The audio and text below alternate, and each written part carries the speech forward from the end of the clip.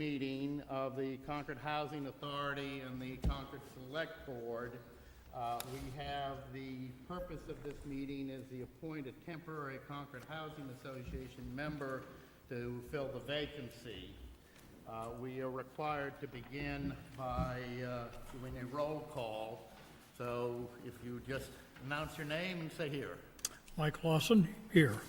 Linda Late, but here. Linda Escobedo here. Alice Kaufman here. Tom McCain here. Rick Eifler here. Edward Larner here. Hester Schnipper. And Todd Benjamin, member of the CHA, present. We do have quorums necessary. We are operating under Mass General Laws, Section 11, appointment to fill a vacancy in town office. As used in this section, the term vacancy includes a failure to elect if a vacancy occurs in any town office other than the office of selectman, town clerk, treasurer, collector of taxes, or auditor.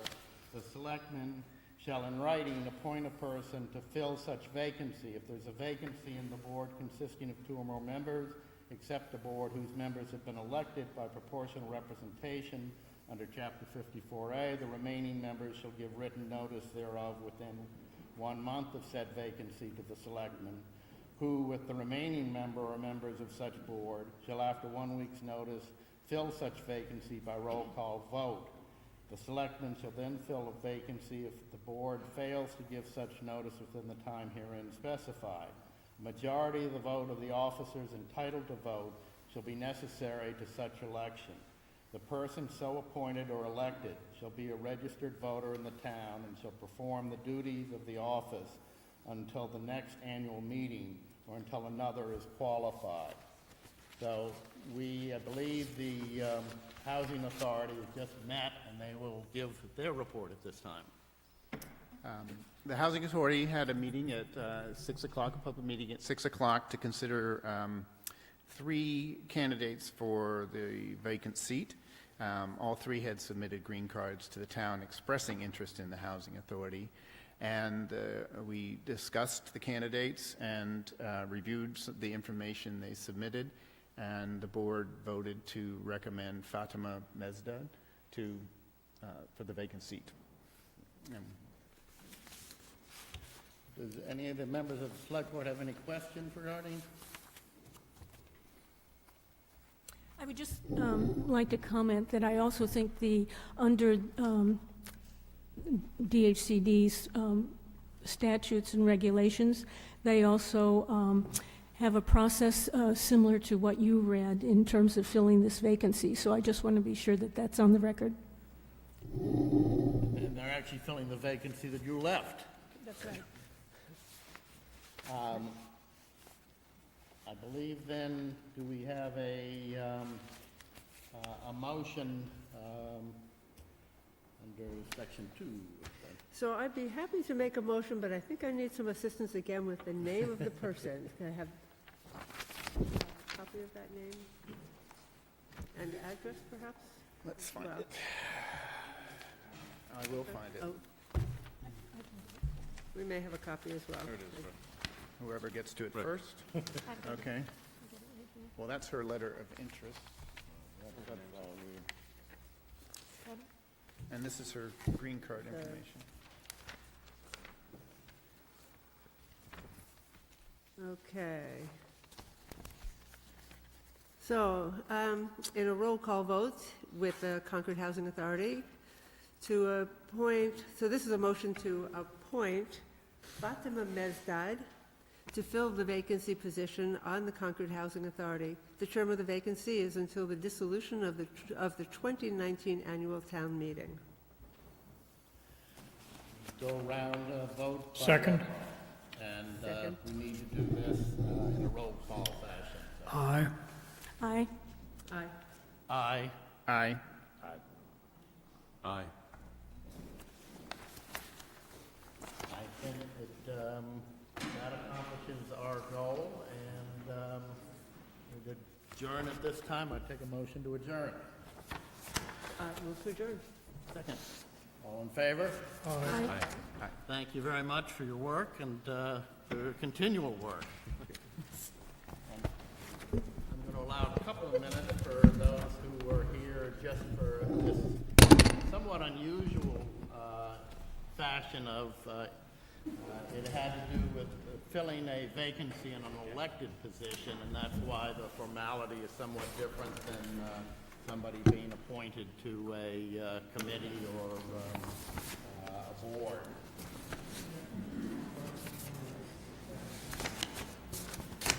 Are we staying in here? Is that what? We staying in?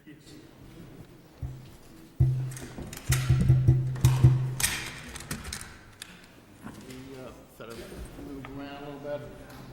We can get new places since there's only going to be 4 of us for the regular meeting.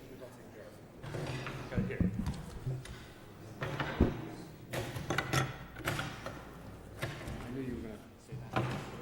So I can see that. Where would you like to be? Hey, do you want to sit over Where would you here? like to see? I'm the one moving. Oh, you're moving? Is this mine or should this be left here? We have.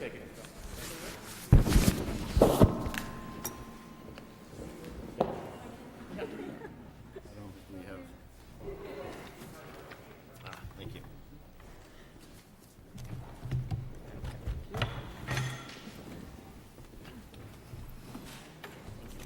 This is only chair.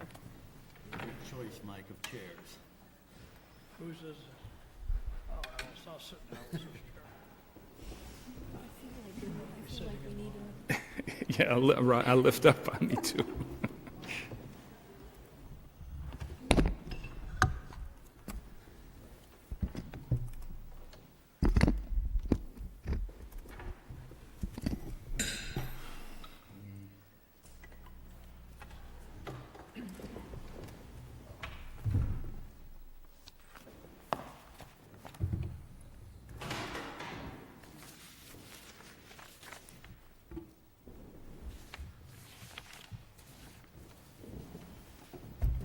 Let me know when you're ready and we can get.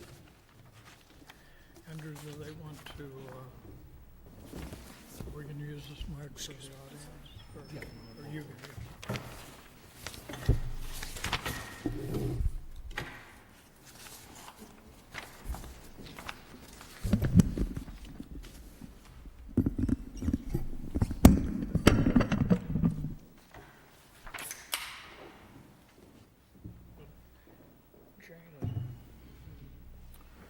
Jane is gonna come. It should come around 8:30 or so.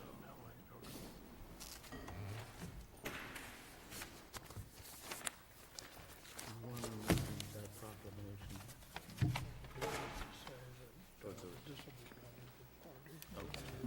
Then I'll do the same with Jerry.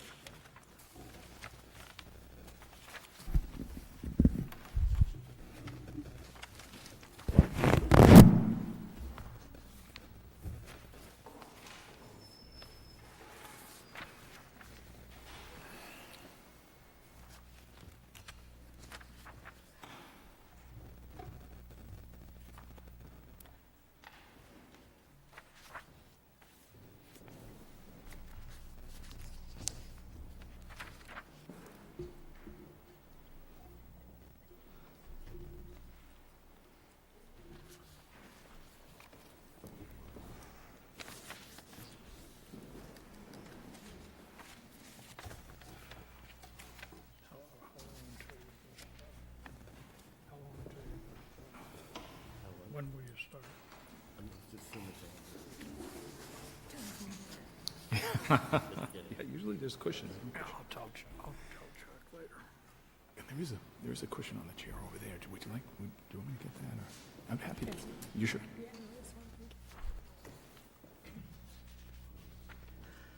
I will now call to order the regular meeting of the Concord Select Board for June 4th, 2018.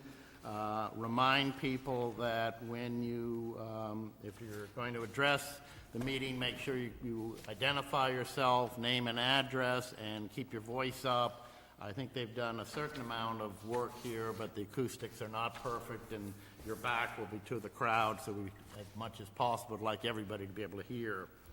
We will begin with the Consent agenda. I would point out Jane Hotchkiss, Select Board member, is going to be coming a little bit later. She has a graduation celebration of a family member, and she's at that, and we didn't want to prevent her from celebrating the graduation, so she's going to come as soon as she's able. Consent agenda, the gift acceptance, Middlesex Savings Bank, $500 to the Harvey Wheeler Centennial Celebration gift account, and the Boston Foundation, $2,500 to the Thomas Curtin Bobby Cargula Nanai gift account. We're very appreciative of those gifts. One-day special licenses, Kathy Clute for July 14th, 5 p.m. to 8 p.m., 11 Wheeler Road, Wine and Malt.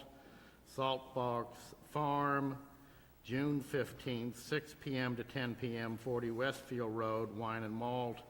Concord Academy, June 8, 9, and 10, noontime until 10 p.m., 166 Main Street, all alcohol. We also have two proclamations, one for Fenn School Headmaster Jerry Ward retirement, and the other Concord historian Jane Gooden retirement. Both of those are going to be read at their retirement parties. And I want to thank those who assisted in getting the information for the proclamations. We also have Sunday entertainment license, 51 Walden, Inc., June 10th, 2 to 5 p.m. at 51 Walden Street, Opera, and tour guide renewals. Now I guess we're ready for, I move to approve the consent agenda as read. Second? all in favor? Aye. Thank you. Town manager's report. Thank you, Mr. Chairman. We have a special municipal election coming up on Tuesday, June 12th. The town will be voting to consider approving a bylaw adopted by town meeting in April, which would prohibit recreational marijuana sales in Concord and other marijuana-related businesses. Most communities in our area have adopted such bylaws. The building inspector's office is open in the Tuesday evenings now. They started last week, I think, to answer questions from residents and builders and to provide some evening hours that people might find more convenient. So they'll be open till 8 p.m. on Tuesdays. It will have at least one building inspector available to answer questions. Summer hours for town offices. Many of the town offices, particularly the planning office and the townhouse, will close at noon on Fridays, as we have for about 8 years in the past. Employees work either a longer day, the Monday through Thursday, and leave at noon on Friday, or take paid vacation on the half day on Fridays. And that will start the last Friday of June, June 29th, and will end on August 31st.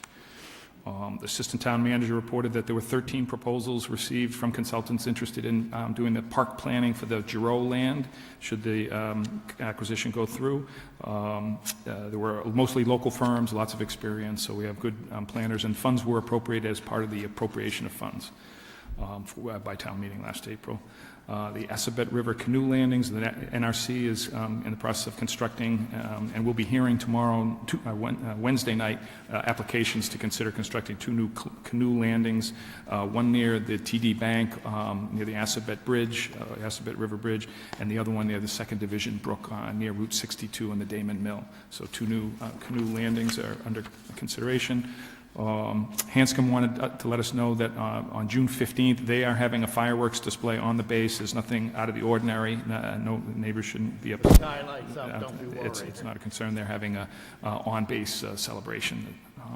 Public Works reports Lowell Road was milled last week and will be resurfaced. The plan is for that to be Thursday and Friday of this week to resurface Lowell Road. Recycling, there was some report in the New York Times that communities are throwing away their recyclable products. We are not doing that. We do have a dual stream, recycling paper and plastics and glass. Therefore, we have a market for our recyclables and are still able to get some money from those. Public Works will also host its 3rd annual bike giveaway on June 20th. Those are the bicycles that are dropped off at the drop-off swap-off events during the year. They're rehabbed. Some of the local bike shop owners and town staff rehab those bikes, and Pre-registration is required because it's a popular event, and there's probably more interest than there are bikes available, but it's a chance to get a good bike, so contact the Public Works Department about that. And lastly, it may be necessary for Public Works to get a crane to remove 2 large trees that are in the Assabet River that fell in during that March storm, where they're completely obstructing the passage of watercraft on the river, one near Assabet Avenue and one near the bridge over the Assabet River. So, second annual Middlesex Jazz Fest is this Saturday, June 9th, starts at 1. First band will start playing at 1:30, and I think there are 8 bands in all. New wireless communication systems are being installed in this room and in the select board room, so both the board and the public will have better wireless service than you've had in the past. The library had a great day for a book sale on Saturday, and a new record was set of over $23,000. The Friends of the Library organized that event, and they donate the proceeds to support library programs. That's all I have. Questions or? No, I would just comment on the milling of Lowell Road, that it was the most efficient process that I've seen. They were in and out of there in 2 days. It was Great. really amazing. The election is, the hours are 7 a.m. to 8 p.m. That's correct, yep. I just have a couple of comments. Concord's a wonderful community wherein we respect diversity and diverse opinions. We've conducted a long-range plan, had numerous boards and committees with the goal of respectful self-government. As would be the case with any group of people, we have our occasional differences. On 2 occasions in the past couple of months, the issue of placing poison on private land has arisen. On the first occasion, a resident of Concord posted signs indicating that poison had been placed on his property to notify those walking on paths abutting his property. On the second occasion, a Concord resident notified the animal control officer that she had placed poison on her private property. After the first notice, a concerned citizen called town officials to question whether placement of poison on private property was permitted by law. The state environmental police has indicated that pursuant to Chapter 131, Section 43, only placing poison in a container for the poisoning of mice and rats is allowed without a permit. Both parties have been notified of the law. There are 2 ways to view this situation. Either both parties were ignorant of the law and hopefully will be more careful to check before taking such action in the future. The other is that the parties knew their actions would cause anxiety among those who walked their dogs in the vicinity of their property and were trying to send a message. The second options, unfortunately, in my opinion, is the more likely situation, and I would ask the parties to cease such behavior. It reflects poorly on both. I would call it childish, except that children would know better, and it would be an insult to the children. I hope you will reflect and realize it demeans you. On a more positive note, I want to thank the Concord Garden Club for their plantings in front of the townhouse. The beauty of their plant enriches all those who enter the building and enhances all our lives, albeit in a small way. Secondly, I want to give a wag of the tail to the students who participated on Memorial Day in the Public Ceremonies Committee events, playing musical instruments, particularly to Alexis Kirkpatrick, who twice sang the national anthem, better than I think I've ever heard. A beautiful voice, perfect articulation, and just the right tempo. It was truly uplifting and it made the Memorial Day celebration very special. When I see young people like these with their poise and talent, I'm reinforced in my opinion for the future, and perhaps all the more disappointed with the behavior of some of the supposed adults. We now move on to the update on Verizon Emerson Umbrella Wireless Facility Proposal.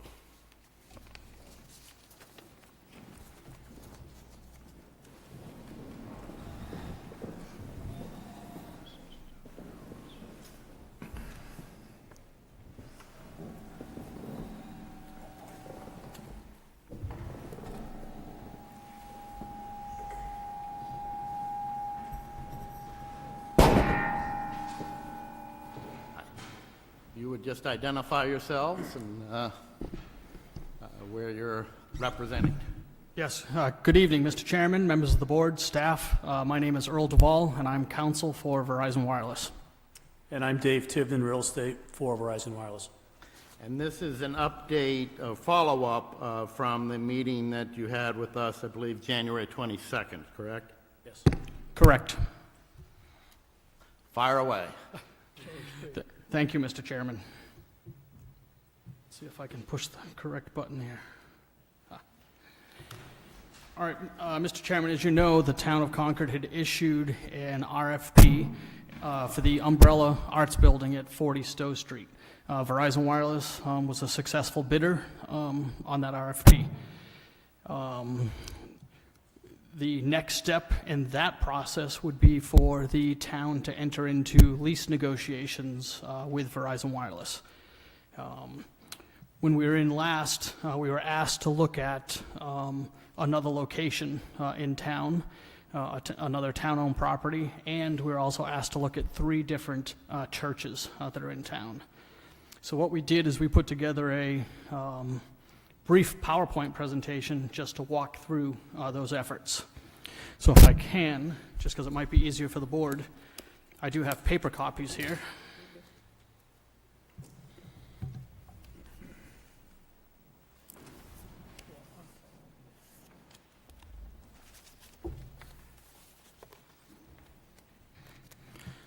So if I may, the first slide here was prepared by the town's consultant, Ivan Pajanik, and he presented and discussed this slide at the last meeting. And I just wanted to put this up first just so that if there are those in attendance that hadn't seen this, they can look to see what it is that Verizon Wireless is trying to do. If you look at this map, let's see if these areas, these yellow circles that have blue around those are existing sites where Verizon Wireless is propagating from. This area here in the middle, that's white and green, this is the area in which Verizon Wireless has what we refer to as a significant gap in coverage. They do not have reliable coverage. Again, rather than us, Verizon Wireless prepared this map, the town's consultant prepared this map on behalf of the town. The next slide is just a Google map showing the different areas that we looked at. The Umbrella is here. We were asked to look at the Emerson Field, and then these 3 other locations are the 3 different churches that we looked at. Holy Family, Family Parish, and the Trinitarian Church. So the first is the Emerson Field. So familiar with the field here, there's an existing flagpole here. The thought was, could we replace that existing flagpole with a unipole? The circles here, this is a 300-foot radius and then a 500-foot radius, just to demonstrate the distances to the adjoining or abutting streets and residences. This photograph is the existing condition. You can see the flagpole here. The next slide is a depiction of a 120-foot unipole. So what the unipole is a, let me go back here, is a stealth pole where Verizon Wireless's antennas would be located inside this structure. Generally, with this type of technology, Verizon would install 6 antennas and they would take 2 rad centers. So it's believed that with this type of structure, only one at 120 feet, only Verizon Wireless could locate there. The next is increasing that just to give an idea as to, because co-location is favored, this is a 150-foot structure in that place, which would allow for potentially 2 carriers to co-locate there. This is just another view looking down the path to the existing flagpole. The first is showing the 120 feet, second the 150 feet. The next, and again, we looked at the Emerson Field on request from the town to see what that might look like. We did a site walk, visited it, and had that put together. So then we looked at the Holy Family Parish first, and that's at 12 Monument Square, right next door. Oops, wrong button. T-Mobile is currently installed here in the cupola, and there's not sufficient space for Verizon Wireless to co-locate there. It's only enough space for the one carrier. The next, we looked at the Trinitarian Congregational Church at 54 Walden Street. Sprint is currently installed there. David reached out to the church, and they have no interest in leasing to any additional carriers. Next, we looked at the First Parish Church, 20 Lexington Road. That location, you can see it's the belfry here. Antennas, there's the bell here. It would be not possible to locate those antennas there and to have them concealed. So that installation, would not work. Brings us, and I just wanted to talk a little bit more about the Umbrella Arts Building. So this is the Umbrella Arts Building. The proposal, or the RFP, was issued to do a communications facility there in the cupola. The next 4 slides, we had done a site visit when we were looking at this with the town's expert, Ivan, and we took photographs from that cupola looking out in all 4 directions from that. So here's one direction, another direction, another, and another. I think you can see 2 of the churches here. So as you can see from that cupola, it has a very nice presence overlooking the community. This is just a photo from the rear of the building. I think it's important to note that a communications facility here with the antennas mounted inside that cupola would not change the appearance of the cupola. Unless you absolutely knew that they were there, you're not going to see those antennas. The equipment compound, there was a number of different locations that were discussed, but it would be in the rear of the building and be located up against the building and, behind a secure, locked fence with Verizon's equipment. And the next slide, and I can't see those heights from here, but the reason this was part of the draft lease exhibit that went along with the response to the RFP, and I included that just to give you an idea as to the antenna center line for the antennas there in the cupola. And it says the top of the antennas is 84 feet here. And I bring that up because the reason that the proposed unipole is either 120 feet or 140 feet is because of the technology. In order to conceal the antennas inside that pole, the antennas would need to be significantly smaller, and the equipment that we are now putting with the antennas, it's called a remote radio head. It brings the technology from the base station, which was generally at the ground level, up to the antennas, which provides for a much better signal and much better coverage footprint for the site. So we're able to accomplish that here in the height of the cupola versus we would not be able to accomplish that unless we were at the 120 feet with the unipole. And again, the reason we went and showed the 150 is that if that was the desired location, then 150 would allow it, for 2 carriers in that unipole as opposed to 1, and we wanted to be able to provide the visual to that.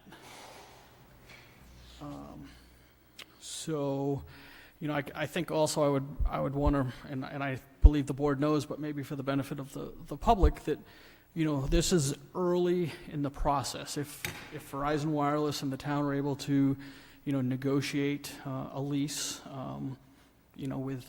with terms and business terms were already submitted in the proposal and accepted, but a lease that contained the all the other terms and conditions, then the next step would be for us to file with the zoning board. So we would file an application with the zoning board for special permit. I believe the application then also goes to the planning board. The town would, immediately retain its own independent expert to look at our filing to make sure that it's complete and to validate everything that it is that Verizon Wireless is presenting. And I think there are 2, or 3 very important things that get validated. Number one, is there a need, for the service? And, we already have a map from the consultant that was retained saying that there is a gap in coverage here and that there's a need. Number 2 would be, whether or not any of those other sites, I don't know if I can get back there. I don't know what to do now. I was trying to get back to that initial coverage map to look to see if there was anything that could be done at any of those other sites to boost the capacity of those sites in order to fill in the coverage there. So the consultant would weigh in, on that. And then, the last issue that's, that is important to folks is the radio frequency emissions. Verizon Wireless would retain a health physicist to prepare a report with regards to what those radio frequency emissions are. The town's consultant would look at those and, determine whether or not we were operating within the guidelines, imposed by the FCC. Now, looking at these type of installations for as long as we have, I think the consultant would say we would still be, or I know the consultant would say we would still be well within the limits of any radio frequency emissions from those antennas if you had 100 of those installations, in that cupola.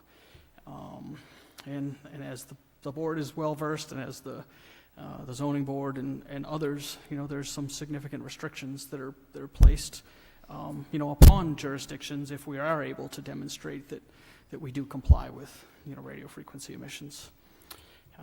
I think we worked, David has worked in this jurisdiction for years, successfully has done 2 other RFPs on Ersnack Hill and Concord Center, and then has been working this area for several years.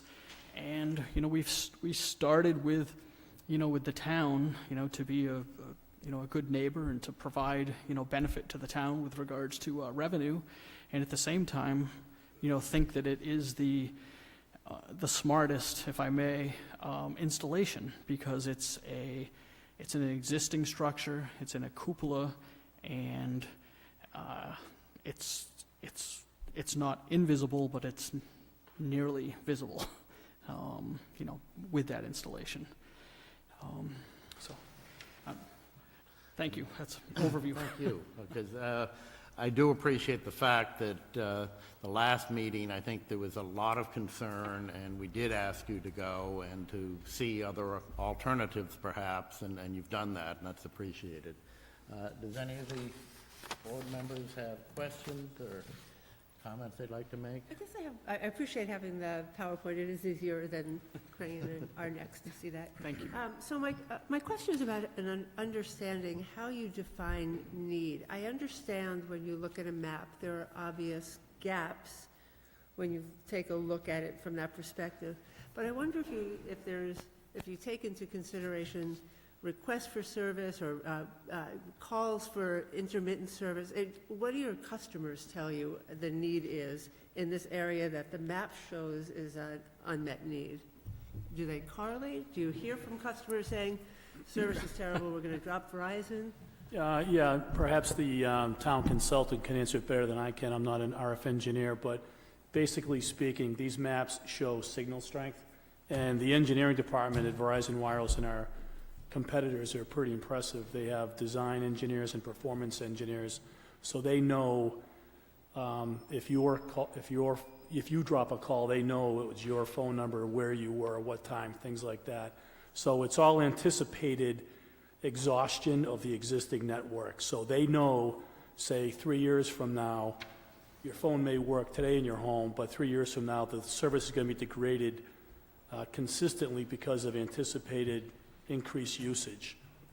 So they design the network on anticipated needs through the engineering of the existing network, and they will identify these areas of where there's going to be a capacity problem, and they release these to real estate folks like myself, and it takes approximately 3 years to identify, lease, and zone, and build these sites, so our customers never experience a degraded coverage or degraded service. So what you're talking about is you're now planning for a future scenario of increased use that's 3 to 5 years out, but you're installing today's technology. So is there something to compensate for what presumably will be a significant change in technology in the next 3 years when a need may arise, or are we planning with old technology to meet tomorrow's need? I'm just not quite sure I understand. Yeah, so we're deploying, LTE, long-term evolution, the 4G technology. So maybe to help with what David is saying is that, right now there exists this gap in coverage here downtown. And what that means, and I think the town's own bylaws say they give a specific 95 dBm, I think, for a strength. So I think that's the strength, the signal strength that the town's consultant, put in here. And that would be a strength that would allow Verizon Wireless to provide reliable service. Now, pursuant to the licenses that Verizon has, paid for from the FCC, they're required to build out that network and provide that coverage within those, licensed footprints. So what David is saying is that, we have that gap in coverage here right now. Well, demand has grown so much and so exponentially that the footprints to each of these sites that are existing around here now are actually shrinking. And they're in there, and David's been doing this for 20 plus years, going in and, they're putting in the latest and greatest technology to each of these sites. And for example, I spoke of the remote radio heads, and maybe that technology has been in the last 5 years. And that's bringing, technology that used to be in a computer sitting in the equipment shelter. It's eliminated the need for that giant equipment shelter, and now we're doing equipment cabinets, and it's putting this, again, remote radio head that's the size of a milk jug up behind the antenna that's giving the antenna the ability to propagate, much more. So the answer is yes, they're doing that constantly. We're not able, we're fighting against the demand, and gaps, more gaps. I've been filling gaps for 20 years for Verizon Wireless, and I kept thinking one of these days there are going to be no more gaps and Earl's going to need to look for another job. But because the demand and the changes of how our devices are being used, all these footprints are shrinking and causing a more of a gap here and more of a gap there. So yes, with improving technology and all of us, the more we're on our handheld or whatever device we're using, the network is taxing what exists, and we have to build out more. So I don't know if that's clear. Or The gap is also, it's not only cell phones, it's computer and other uses. It's voice and Everything, data yeah, and video, everything. Everything, so. Everything, that's correct. I mean, my concern is that without filling this need, businesses and other usages in the center of town are going to be at a disadvantage. And we kind of have an obligation, I think, to make sure that there is adequate coverage. That being said, we want to make sure that it's being done in as safe a manner as we possibly can. Right. Well, I think that the process that the town has with regards to the filing for the special permit and site plan review, and the requirement that a town's consultant is retained, so that the board has as much education or knowledge as the applicant and their experts. So I mean, we welcome when jurisdictions get an expert involved, because it actually helps us. Because if we didn't need a site here, we've put a lot of years and a lot of time, into this. So you mentioned, whether it's radio heads or some other technology, you mentioned that there was a possibility of expanding that at each of the sites that you went out to look at. Was that under discussion when you went to those sites with the individual churches and faith groups? Yes. So with the churches, Verizon Wireless is not located in either of any of those churches, and the first. So the Holy Family Parish, T-Mobile has their right next door. If I'm looking the right direction. T-Mobile is installed there, so there's not sufficient room up in that cupola for Verizon Wireless to have any antennas. So it rules out that possibility. Okay. Same with the Trinitarian. Sprint is already there. And First Parish, because of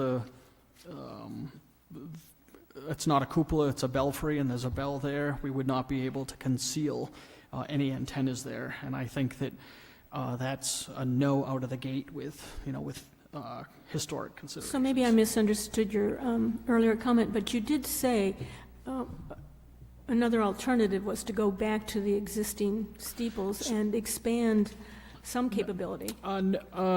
It wasn't with regards to the churches, it was with regards to, and I think that maybe I can get back there now.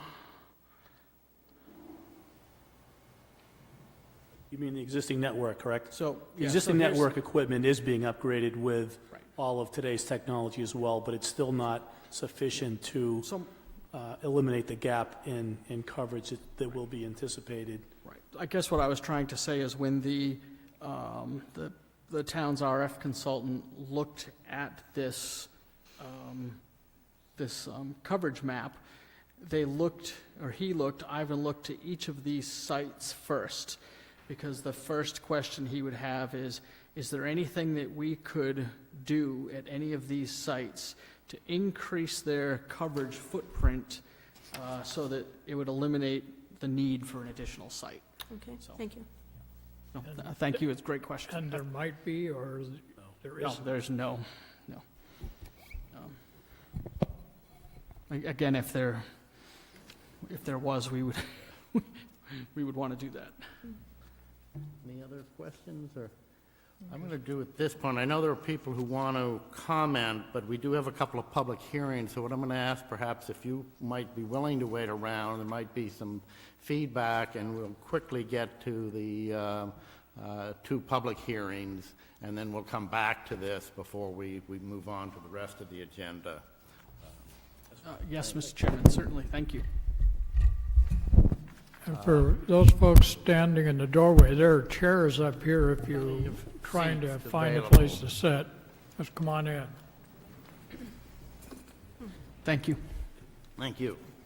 We're now, I know we're running a little late, I want to do the 7:05 public hearing, poll petition Comcast of Mass 3, Inc., installed conduit cable from pole 1 Elm Place to pole 96-1 Elm Street. I move to open the public hearing. Second. All those in favor? Aye. Aye. Good evening. Thanks for having me. Thank you.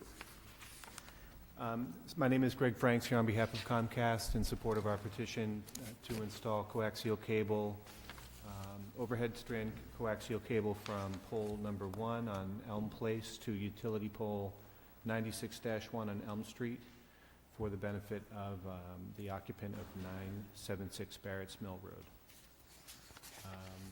I can tell you that a construction representative from Comcast has had the opportunity to meet with Mr. Cosgrove from the light plant. I have had an opportunity to see the proposed order. I've reviewed that, and Comcast is prepared to comply fully with all of the conditions therein. Municipal Light and Public Works have both reviewed this and have okayed it. Yes. Anybody have any questions? I don't. I guess I have one, just a geography question. From Elm Street to Barrett's Mill, how do you get there? It's, I have a, My map, it doesn't quite show it. I see where the pole is. I'm not getting across from the pole. so you can see it starts here on Elm Place, Yeah, goes around the Rotary, and up here on Elm Street, where they can access the property on Barrett's Mill Road. okay. And this is all overlashed wire? Yes.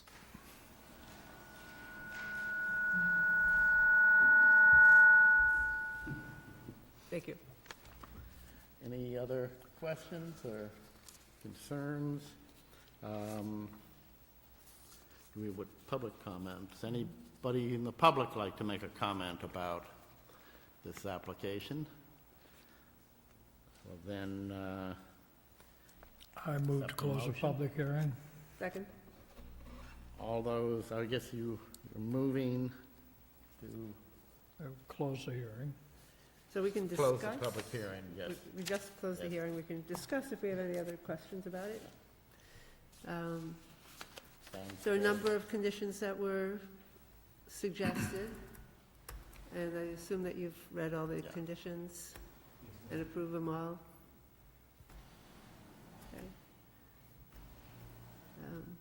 I have no other questions. Do you have any Fairly thoughts? standard.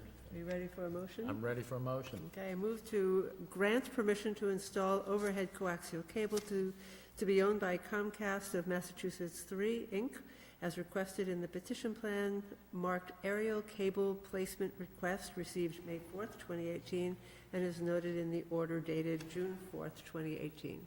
Second? All in favor? Aye. Aye. Thank you very much. We now are reopening the public hearing on the compliance with the order of the Select Board to install a backyard fence and replace a 6-foot-tall stockade fence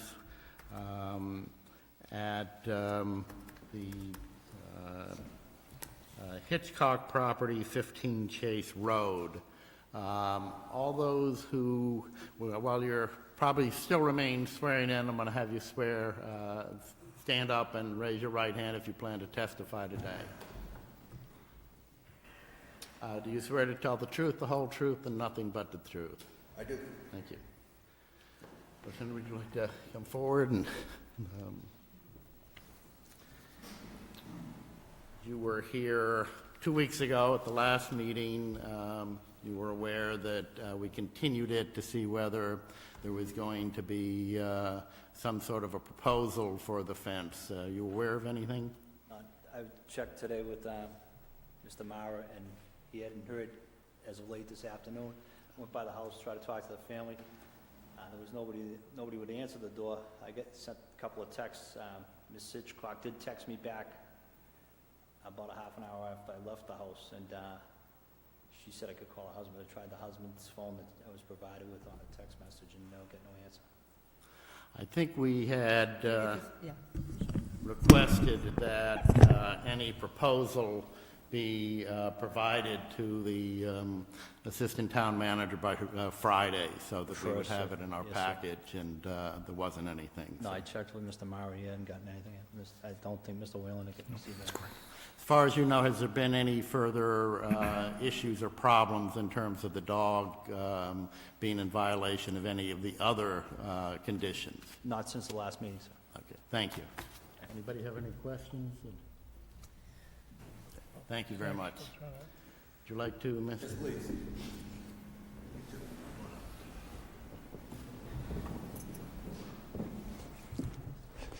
James Hitchcock's my son, James Jr.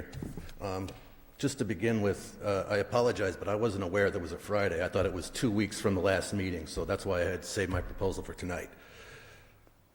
Okay. So, but my proposal, I was going to install, I wrote out some stuff for you. See if you might agree with it. Just to give you an idea, I Googled Earth my property, and I surrounded the house where my fence is, and I numbered certain areas of the fence. And my proposal basically was, eventually I'm going to replace the entire fence. But sections 1 and 2, they are the worst of the worst as far as my fence goes, and I was willing to replace those with a 6-foot stockade fence myself, no problem. Section 6, Well, have you made any efforts to do that since? well, not until I had approval from the committee here, so I was waiting on your approval to see what you decided. Section 6 is another adjacent for my neighbors, and that's less disastrous, but I was going to replace that as well at the same time as 1 and 2. I don't see numbers Can you on. help us with the numbers? Yeah. You don't have the whole numbers, I'm sorry. This is number 6. I was going to replace that also. That's less, There are numbers on mine. I have the wrong way. Oh, you got it, okay. We can look at this one. Yeah. Okay, I thank you. apologize. You don't get to see. Yes, but anyway, section 6 I was going to include in that. I was going to replace that as well with 1 and 2. Section 3 is, where was it? I'm sorry, section 6 is adjacent to my neighbors. That's already up. 2, 6. He has a 6-foot stockade fence already erected, so it's a non-issue. It's brand new and it's connected to my fence, and it's A1. So you're saying section 3 requires no additional fence because there's No, a section 6, I Section apologize. 6. Yeah, I had it backwards. section 6? Yeah, so I was willing, 1 and 2, I was going to replace it with a 6-foot stockade. Section 3 is this other one I had confused with 6, and that's a standing 4-foot fence in need of repair, and I was willing to do that myself as well. Section 4 and 5, I was hoping to put off till later. It's a 5-foot fence, structurally sound. The only thing that's missing, I've got a couple of cracked slats and 1 or 2 that are missing, and I was willing to repair any loose slats and things like that to, appease the neighbors hopefully until the end of the summer when I could just finish the project. But for now, it especially is hard for me because, I'm a sea captain, so I'm gone half the month. So for me to do this myself, the whole property, it's going to be a Obviously, little don't tough have to do it yourself if Well, somebody else it's just would be, available, or... well, yeah, I have sons, but, they'll help a little bit, but, they have a pretty busy schedule also. But, that was my proposal. I was willing to basically replace, half of it, more than half. I don't know what kind of time limit you think would be reasonable. And then at the end of the summer, I could finish off the back end. But just now, I figured Well, if you can get the worst done, I mean, that's it's progress, absolutely the but, worst is the front, yes. I guess we're talking about how quickly. Can we do that in the next couple of weeks? I'm hoping so, yeah. I was hoping till the end of June. Just a moment, not only did we ask you to have this to us by Friday, and you said you would, and your wife said you would, but we told you to put it in writing. This isn't writing That's writing, to sir. us. This is the, That's diagrams, and I gave it to you in writing. I mean, I don't know what else you want me to do. give it to us in writing. But we haven't gotten it I don't in have yet. it. Yes, sir, but I wasn't aware of the Friday. I was never told Friday. And I never told you. You were president. I may have been, but I just Yeah. wasn't But, aware. see, I certainly would part have of been. that's one of the concerns I think that we have, is that, I would be much more sympathetic if we'd have had this by April 1st. I understand Was the that. date that initially you Yes. kind of said. We're now into June. So we're already kind of 2 months. And I think anybody who was present at the February 5th hearing heard the concern of the neighbors and the feeling that the condition of the situation was causing distress among most of the neighbors. And I mean, I'm a little concerned that there wasn't kind of the focus of, hey, I want to be a good neighbor. And I had heard at the last meeting, one of your neighbors said she was going to make an effort to see if she could get other people to help. And I gathered that there were some words exchanged that were inappropriate, frankly. Now, you know, I think this is progress, but I think we have to be very firm that, you know, if the decision is to give you the chance to do this, that it's going to get done, or that you fully understand that you're kind of tying our hands. Oh, I understand that part. It's just I mean, the before, last time there was finance, as I understood. Yes, sir. That's not an issue now? it's an issue to have a contractor come in my budget No, right but now. nobody But I'm said- going to do it myself. Okay. And so I priced some parts and I found some reasonable, Why didn't your wife answer the door when the officer came today? Why didn't you? she wasn't home and neither was I, so I don't know why I have, Texted you or phoned you? Did you I didn't have call? my phone with me. My phone's out of commission right now, so no one called me. Maybe my wife had a text, I'm not sure, but, you know, I wasn't home today. So, I mean, I don't, police officers showing up at my house at unscheduled times, I can't help it, you know, somebody there not to answer the door. You know, Knowing that you had this hearing tonight? yeah, I had a hearing tonight, but that has nothing to do with somebody showing up at my house.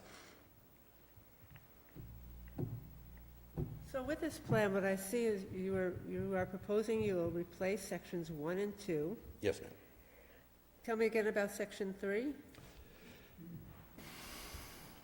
Yeah, I was going to repair that also. It's in less disrepair than the front two sections that the neighbors can see immediately.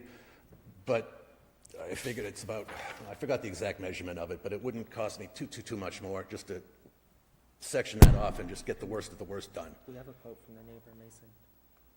Oh, well, that's, you know, but I don't know if they'll even listen to it right now, but. What is the proposal? Well, no, I have a quote, there was a quote by the neighbor that lives by that property, Mason King, on line 3, and I can read what he wrote, so it Can you shows pull that the he's mic not... a little closer to yourself? A little closer to. thank you. It can show, I can show it to you guys, that he, let's see.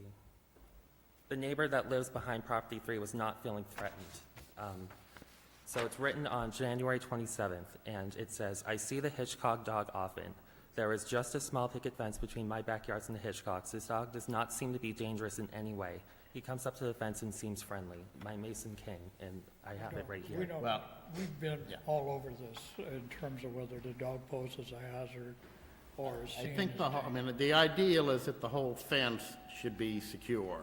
Now, you know, I can appreciate that if you get most of it done and there's only repair work on the others, that might be satisfactory. I just have a little trouble with the trust issue because you don't seem to be making kind of any effort to be in compliance. You're going to do your own way. And what I'm concerned about is that there's going to be a fence put up, understandably not by professionals, and that it's, you know, may not be adequate. So we have to kind of trust you that you're going to do a decent job. The other aspect is it's got to get done. Yep. You know, it's not going to be end of June. No, I'd like to see it get done in a week. So would I, but Well, can you do, I mean, what's practical? That's what we asked you to, that's why we wanted something in writing. Now, you've got some writing information, but if you had checked with the assistant town manager, what do they want? What do you think is appropriate? How should I do this? You know, but you do it, yeah, I'll do it my own way. And that's kind of seems to have been the approach, the whole issue, I mean, for 6 years.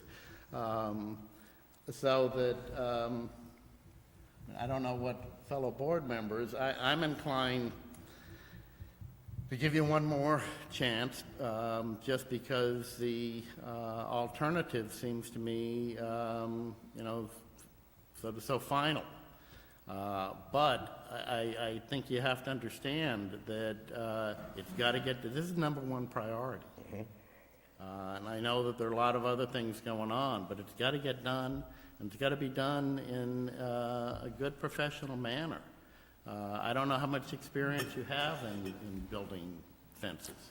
Do you have any? I've done some, not a lot, but And can you get help from somebody who knows? there's some what they're doing? people I could find. Will you? Of course. So I have Yeah. two questions about the proposal. So I see an immediate replacement of 1, 2, and 3. Have you had conversations with the neighbor on side 6? What you described to us was the neighbor has a 6-foot stockade Yes, ma'am. fence. But I'm uncomfortable with you relying on your neighbor's fence to secure your dog. I'm wondering what you have on your side of the neighbor's fence. Well, it's weird. It's, because my fence on the front, it abuts his fence. He actually has two fences. He has a smaller chain link, I don't know the footage, probably 4 foot, that runs the length. And then he also has a bamboo 6-foot privacy fence that runs the length in front of that on his side.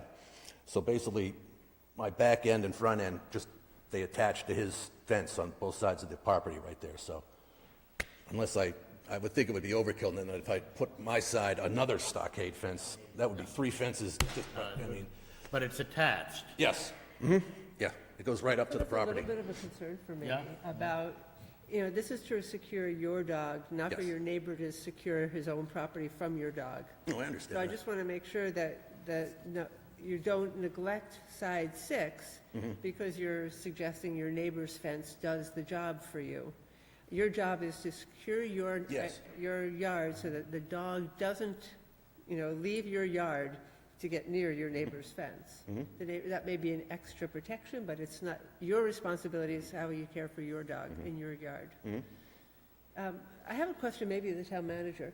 What would be our means to inspect the quality of work, to make sure that the fence being, after it's installed, how do we know that it's like sturdy? I would think the animal control officer could perform that inspection, make sure it's sturdy. I mean, I feel like I Yeah, would no, I want think an that's- inspection afterwards to make Yes. sure, not that I doubt that you can do quality work, but anytime that we have work done, we always have an inspection to make sure it's, Sure. sturdy and it will secure, in this case, an animal from escaping. So that makes me feel better. Linda, do you have? No, I think that's, I mean, I'd like to see, and I don't know if you've got the capacity, but photographs of the final when you come back. Perhaps invoices for the wood that you've, purchased or obtained somehow. I mean, we want to be sure, that the last thing we want is to have another problem after this. Well, that's the last And I'm thing I sure- want. Yeah, I can imagine, but again, I hate, I just don't quite trust you at this point. So that I would like to see, I'd love to have this put to rest and have the neighbors satisfied and to have you all then be able to go on with your lives. And, it sounds as if you're handling the dog in a capacity that's not causing problems. No, we've done everything else on the, And that's appreciated, So- but the fence is critical. It is, I And, understand. It just seems to be at this point in time, for whatever reason, it landed on and a... you kind of, 2 months after, should have been 2 months ago that we're having this conversation. So I hope you appreciate the sort of skepticism that, That's fine, I understand. Mike, how about? Well, I'm going to go along with your proposal. I'm not sure it's the right thing to do. We've heard nothing but we're gonna do, and we might do, and we could do, and then nothing happens. I'm sort of not out of patience. If it's a short time frame, 2 weeks? if we get from tomorrow a written statement of what you are going to do that conforms with what you told us here this evening, and at the end of the period of time, whatever it's going to be, there's an inspection by the animal control officer, and that she testifies in writing that she believes that fence will secure the dog on your property and eliminate the threat to the neighbors. And I'd like Anything to that's ask unclear at this point in your mind? Oh, that's fine then. Okay, so you want a written just proposal like we asked you for, tomorrow, and who do I turn it into? Mr. Mara. The Town manager's office? Okay, I can do that. Can I just ask the officer if what we're proposing seems reasonable and appropriate, or if we missed anything that he would suggest? I think that that side that he's talking about where the fence is in place already, I don't think he needs to do anything on that side. There is a 6-foot stockade fence. There's also a chain link fence that's about 3 feet in front of that, so I don't even think the dog. That's 6 in his, I don't, well, it's the one that runs between the two pieces of property. This one here, or this is a numbered one, yeah, yes, sir. yeah. Yeah. I think this is the concern 5. And this 3, because these are the neighbors that the dogs can see where they move. Mhm. And that's what causes their anxieties, the dogs jumping on the fence when they see Got it. people coming out with their dogs to do that. Okay. So the concerns are 4 and 5? Oh, 5 and 6? No, I think it's 4 and 5, you say you're going to plan to have later point Yes, in sir. the summer, but that But they're structurally sound. I mean, I went back there and I, you're going to Post. repair, but... Yeah. And that should be in the written... even if she was still, uncomfortable about it, I mean, I'd even put in just on her area, like maybe, what are they, those blinds or something on the posters? Yeah. She can't really see the dog, I don't know. But structurally, it's not going anywhere, so. I'd like to set a date by which the construction of 1 and 2 will be complete, or 1, 2, and 3 would be complete. And Well, our next meeting is on the 18th. I would suggest that it be done certainly by the 14th, which would be the Friday before, so that we can you'll have the photographs and whatever and completed, and we can have the inspection perhaps take place on that date. So it needs to be done the day before. so that's actually the 15th. Is that 15th practical? is I a want to do Friday. something, I don't want to set up a situation for failure. I couldn't swear to you it is. I'm hoping. I'll try my best. But, Oh, I mean, I don't even know what the date is exactly. What's it, 4th, Today is 3rd? the 4th. 4th, so 10 days. So we're talking, Okay. the day is Monday, we're talking about a week from Thursday that you have it completed. So it gives you the weekend, it gives you the rest of this week, and then it gives you Yeah. 3 more days to finish it up. It shouldn't be a problem. I'd like another week, but if not, I mean, what am I going to do? Yeah. So, Well, I mean, I hope you appreciate kind of why there's a concern of having it done quickly, because, I mean, as I say, I view this as we're already 2 months behind.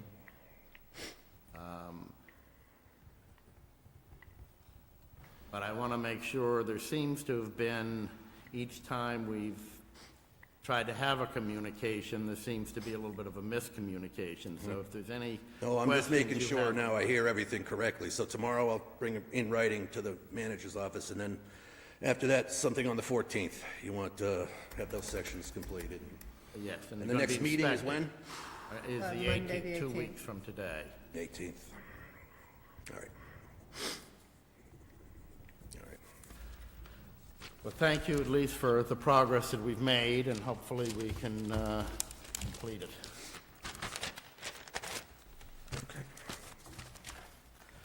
So I guess we will Continue the hearing? continue the hearing. Move to continue the hearing to June 18th.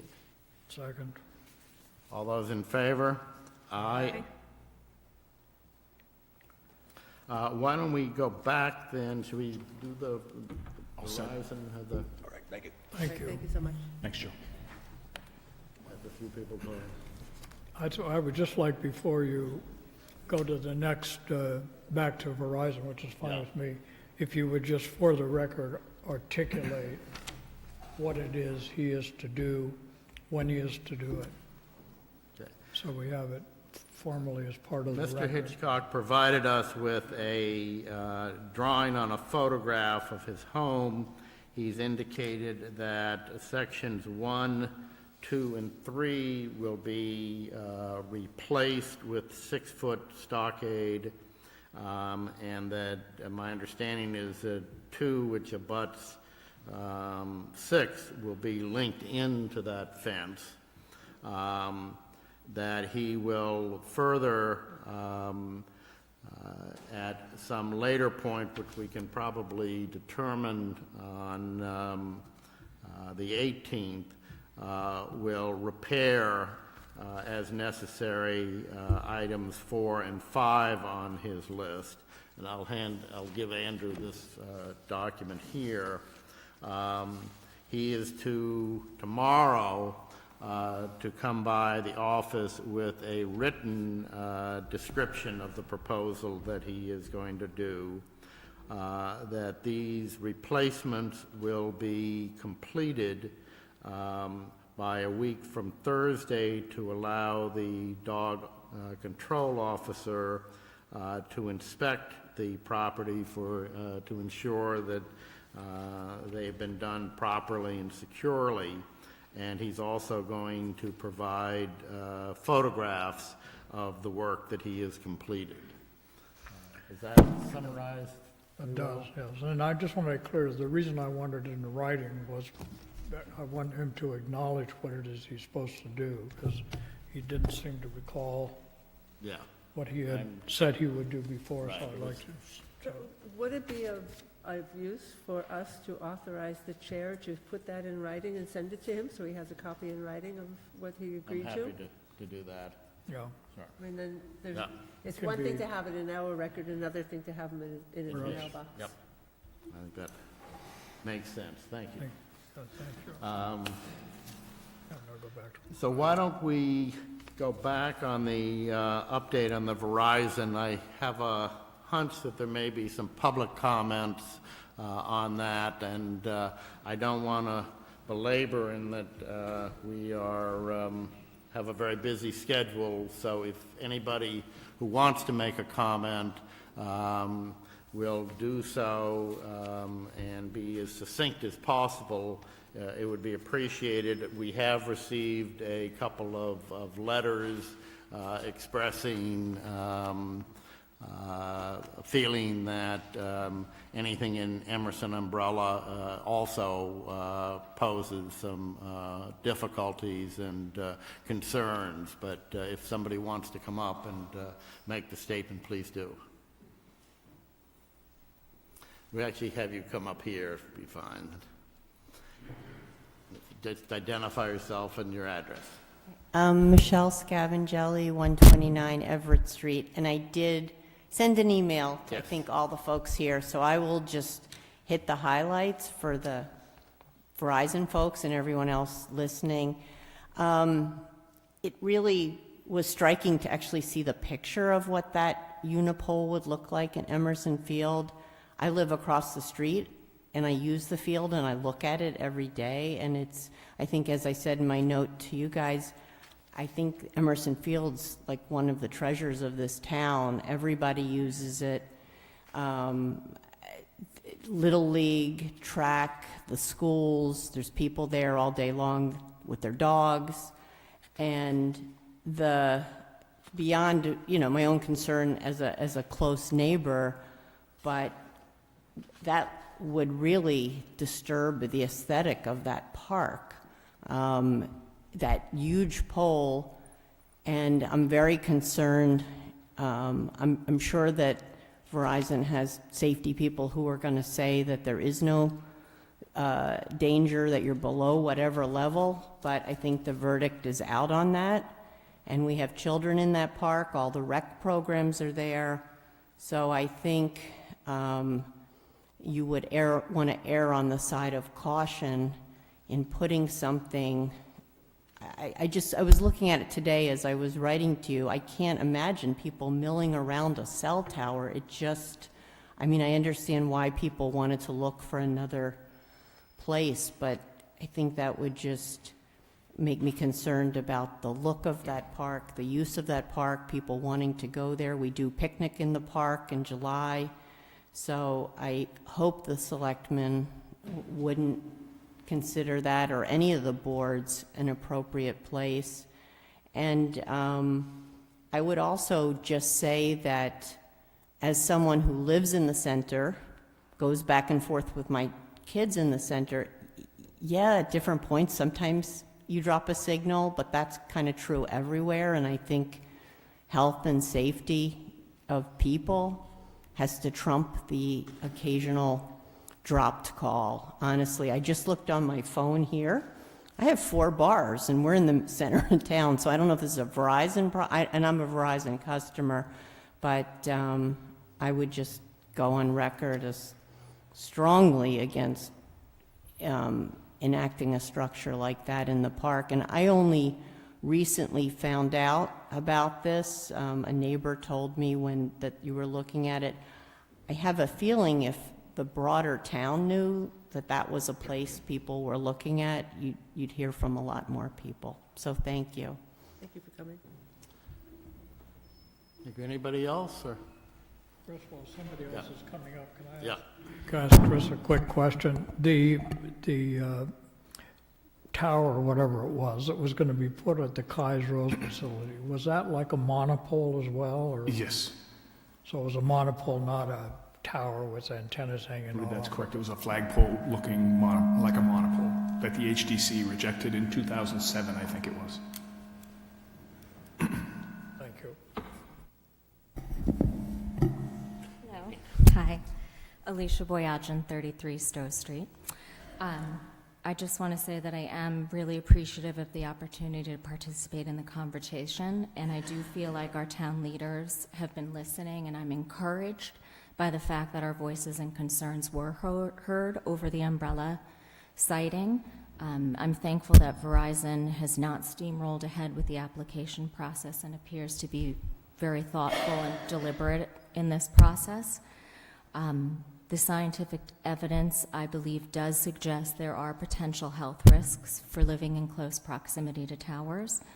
I know Verizon will tell us, and the only guidance they do have are the current FCC guidelines, which haven't been updated since 1996.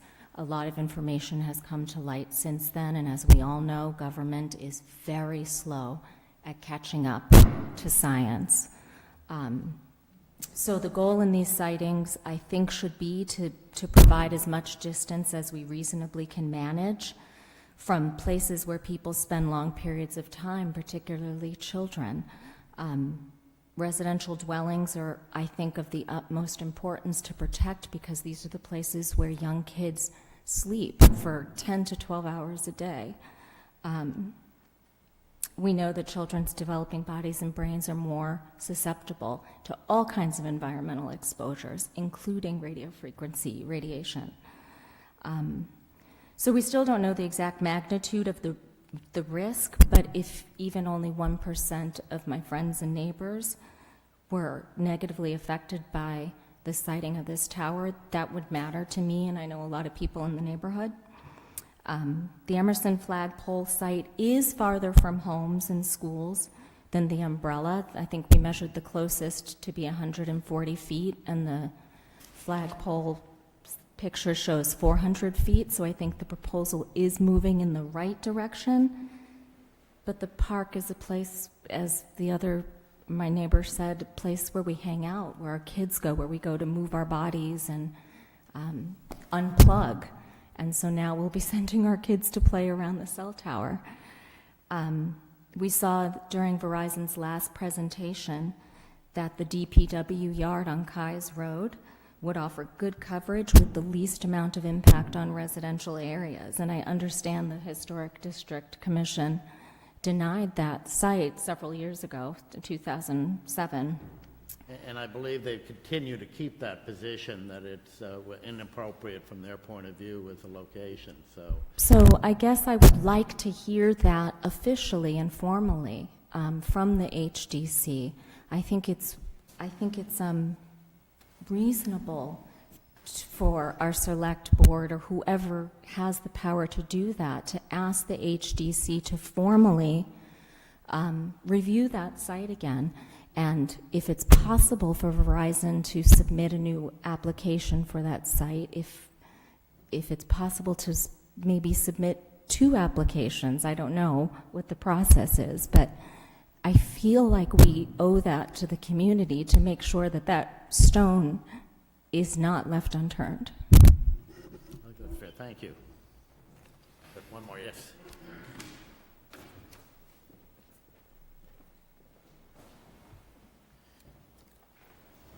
Hello, I'm Patrick Everett, 15 Stowe Street. The 1996 FCC guidelines for cell tower emissions were based upon the heating effect, then thought to be the only problem. Later studies have shown much worse can happen. These studies are found in the International Bioinitiative 2012 meeting report, which is on the internet. They have found in their report that even 1,000th of the FCC guidance may cause damage. Damage can be to a fetus, sperm, DNA, or the brain, etc. It may be a group 2B carcinogen. The damage may take 10 years or more. The FCC guidance was premature because so much has been learned since. This concerns me. I live just 300 feet from Emerson Umbrella. With an RF meter, I measured around existing cell towers in Concord Center and Wi-Fi in my home. Levels were typically lower than the FCC guidelines, but sometimes slightly exceeded the bioinitiative safe values, which are way, way down from the FCC guidelines. Levels fluctuated with time and place, but near Bildam and Tricon cell towers were similar to elsewhere. While we presently seem safe, looking at the FCC guidelines, mightn't much more powerful equipment be installed, which is still within the FCC guidance, and then be difficult to remove when it's recognized as dangerous? I tell you, they're orders of magnitude lower that the bioinitiative report talks about. And people should make themselves, anybody involved should look at that report. It's very convincing.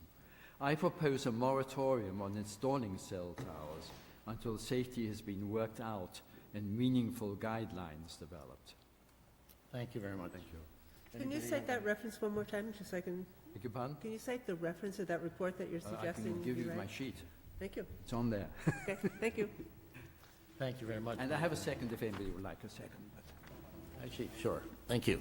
Thank you. hey, thank you. Yes, you're doing more.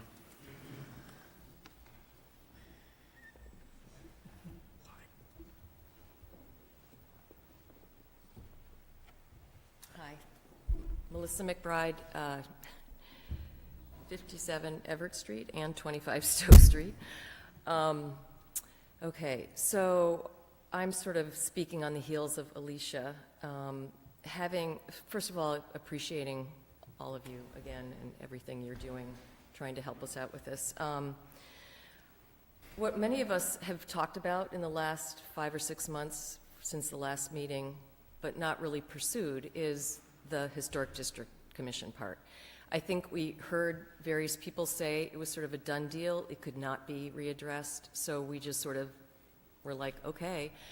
And then as this date approached, I just really felt like someone needs to reach out to them. So today I emailed the chair, who for personal reasons was not able to really converse with me, but then I was referred to another member who I spoke with briefly on the phone today. Let's see. So my recollection, and I don't know if he's in the audience, is that though their purview is basically the look of things in the historic areas of town, he seemed open, and he said, I'm one person on this committee, so, you know, on this board, so, you know, I'm only one person.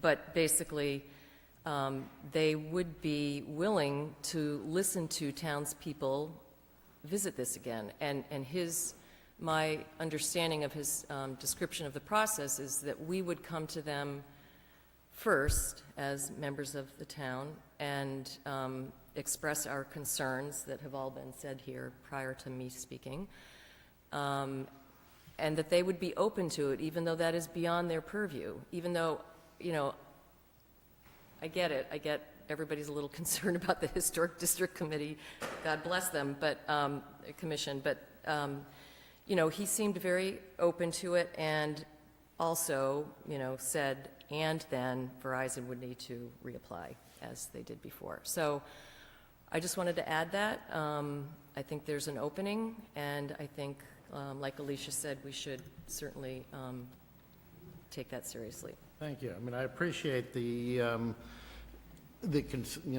desire to put it in as safe a place as possible. And I think we all want that. I think what I appreciate is that you're not saying there can't be any, you know, cell towers, because I do think the town needs it for a number of reasons. So I think your comments, there's no reason why we can't get the Historic District. There's been, I think, informal communication, but as you say, that's not adequate for the purpose, and we should have that explored more thoroughly. So Great. We'll get that done. Okay, thanks. Thank you. I think we are ready. There's one more No, comment. one. Did you comment? Come on up. Yeah, sure.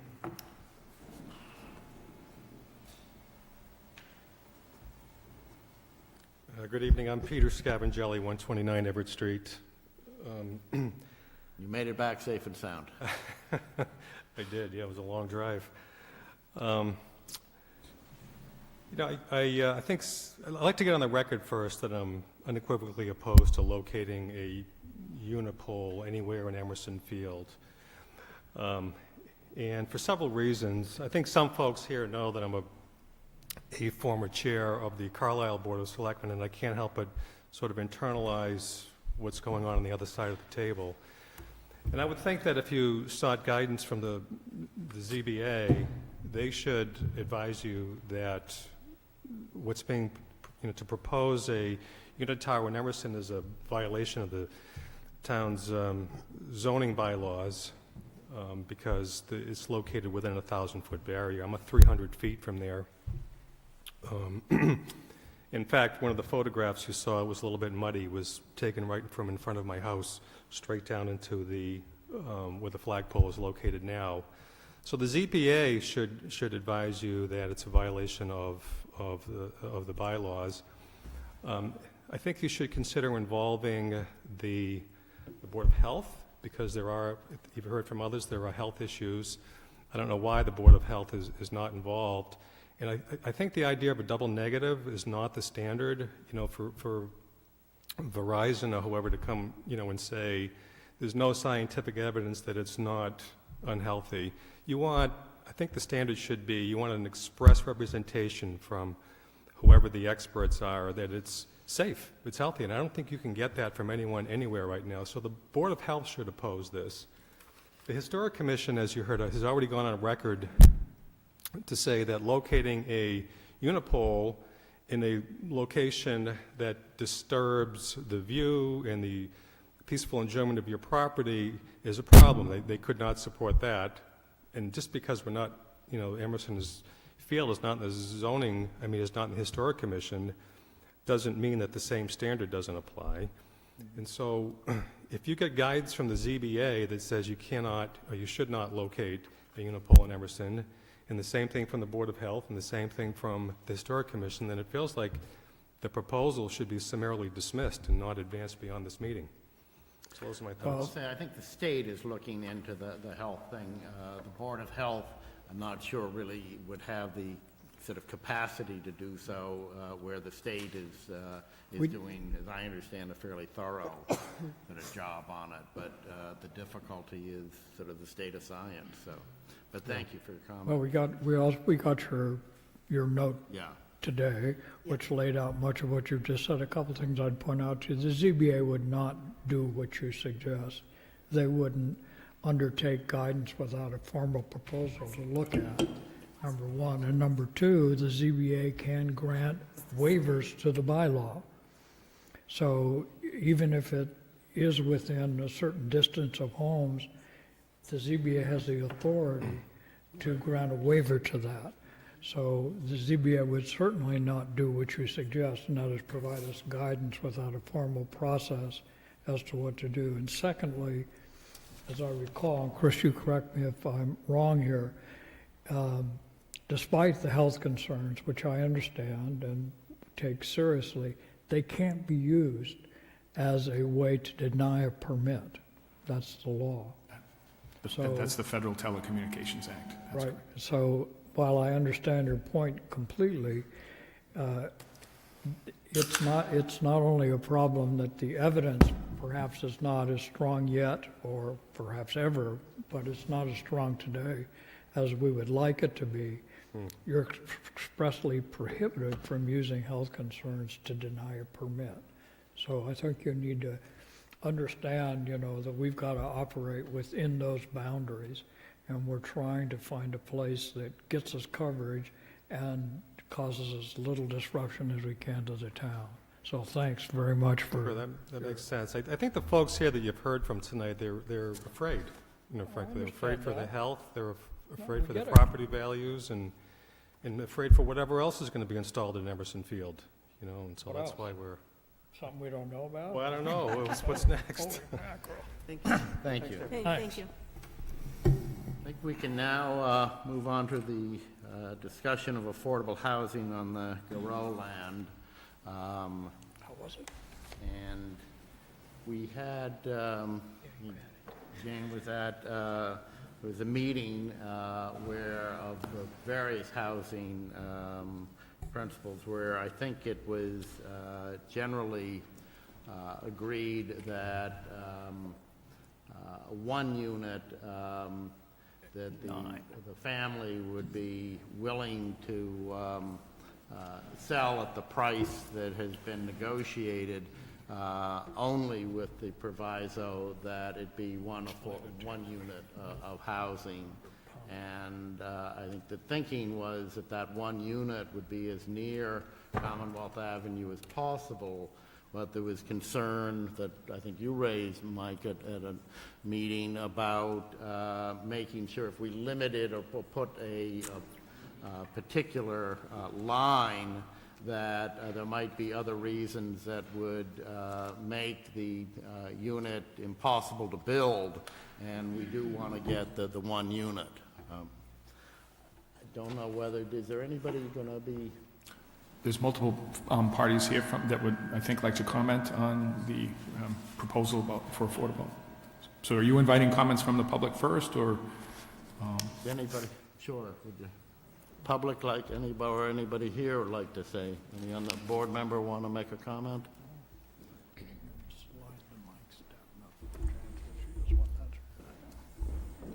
Any public comment?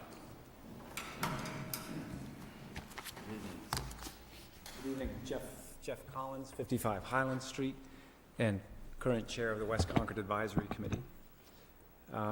Thanks for the time. So the West Concord Advisory Committee has talked about this parcel been aware of it for years, and identified in the context of many plans, this being an ideal parcel for open space and recreation. It's reflected in Open Space and Recreation Plan, the long-term comprehensive long-range plan of 2005, and or I'm sorry, maybe it was a more recent one, and the recent comprehensive long-range plan draft. The CPC land acquisition plan identifies waterfront and open space adjacent to villages and connected to trails as high priorities. And so this parcel checks all of those boxes. And I think as a community, we make these plans to figure out when opportunities arise, how we meet various community needs, given limited resources. And while the West Concord Advisory Committee has worked with affordable housing advocates to find appropriate locations for affordable housing in West Concord, given that's our purview. Most recently at the Junction Village site, we feel this site is inappropriate for any housing. It's not an issue of affordable housing here or there, but housing at this site versus its highest and best use, we feel, for open space and recreation. We just heard very eloquent community input about the impact a monopole would have on Emerson Field. We all love and are used to Emerson Field, and I'm sympathetic to that. This is a site that's less familiar to us all, but from what I know of it, and what I feel it could bring to the community, to put a house on the site, certainly in the middle of the site, would seriously detract from the opportunity that we have. I don't know the slope and wetland setbacks and soil conditions of the portion of the land adjacent to Commonwealth Ave. The potential to creatively locate a site there, a house there, is something worth exploring. But I think going any distance into the property just seriously impacts the values that could be realized there for recreation and open space. So the committee feels that any housing should only be near the road. In the email calling attention to this meeting and inviting participation, there was conversation about limitations being potentially put in a purchase and sale agreement. And one bit of the language in this email was there may be some consideration of limiting the number of houses at the site. I'm frankly very discouraged that we've gone from a CPC application for open space and recreation, where the Affordable Housing Committee member representative was present at early discussions in September of this potential acquisition for open space and recreation, to a point now where we're potentially talking about limiting the number of houses. We remember that the town meeting amended the warrant article to include housing. Yes, and remember that the town council said simply including that as a potential use is not an affirmative requirement to include that use. But that's what we're asked to consider, because that's what the town approved. Yeah. Right?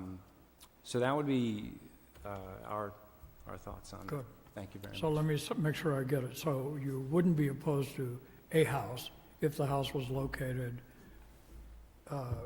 close to the entrance of that property, so that it wouldn't sort of impact the large open space recreational area that would be available. Yeah, I think if we... But multiple housing or a house smack in the middle would be, is that it? I think that's accurate. I think it'd be good to look at specific proposals, of course, but I think that there's some potential there. Got it. Thank Thanks. you very much. Thank you. Thank you. Gary, would you like-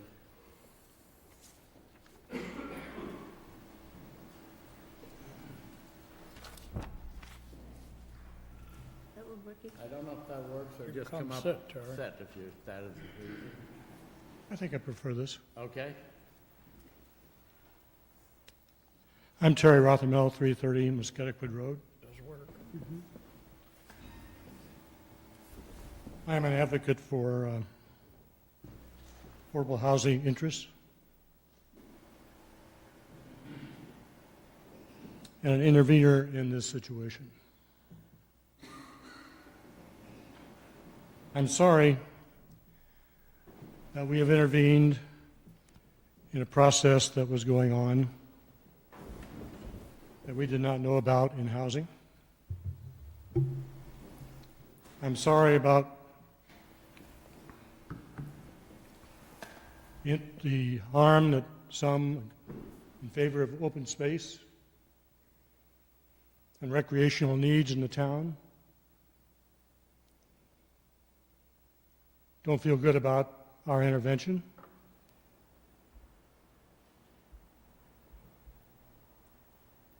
And I'm sorry for the areas that we have intervened. I'm sorry, but in a meeting a year ago, a hearing for the long-range plan, a group of citizens overwhelmingly indicated that they thought the greatest unmet need of Concord was affordable housing. So we have a responsibility to look at every situation. It was a responsibility that we tried to ingrain in town procedures 10 years ago. And the process, once again, didn't work.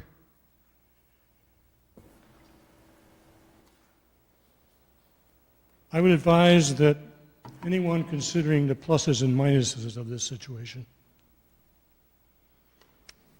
has to have seen not only the outside of this house, but walked in the inside. This house has 2 floors of hardwood floors. It has 2 new bathrooms. You can't see that from the outside. Thus, it is an asset for the town, and not something that should be torn down as was originally assumed. This should not be a tear down, as we often in town feel that way about another house going down in our neighborhood. This is a wonderful house for another family to live in, and hopefully moved closer to Commonwealth Avenue, where it can be out of, as much as possible, the boundaries of the plan that was drawn up some time ago. And I urge that the 1 unit be this house. This house. Why build something new? This is as good as a house that we're going to see for affordable housing, and it deserves saving. Once again, I'm sorry for the interference to the family and to the town boards that have worked hard on this, but we needed to be informed. I'm sorry that we were late informed. Thank you.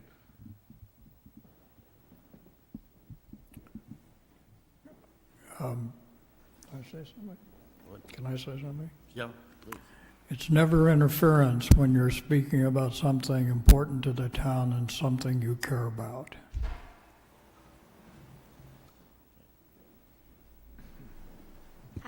Hi there. I'm Kate Hodges, Assistant Town Manager. I just thought that I would introduce Nancy Giroux-Sumsky and Lawrence Sumsky, who have come to speak with you today about their thoughts and perhaps answer questions. Please come forward. Yeah.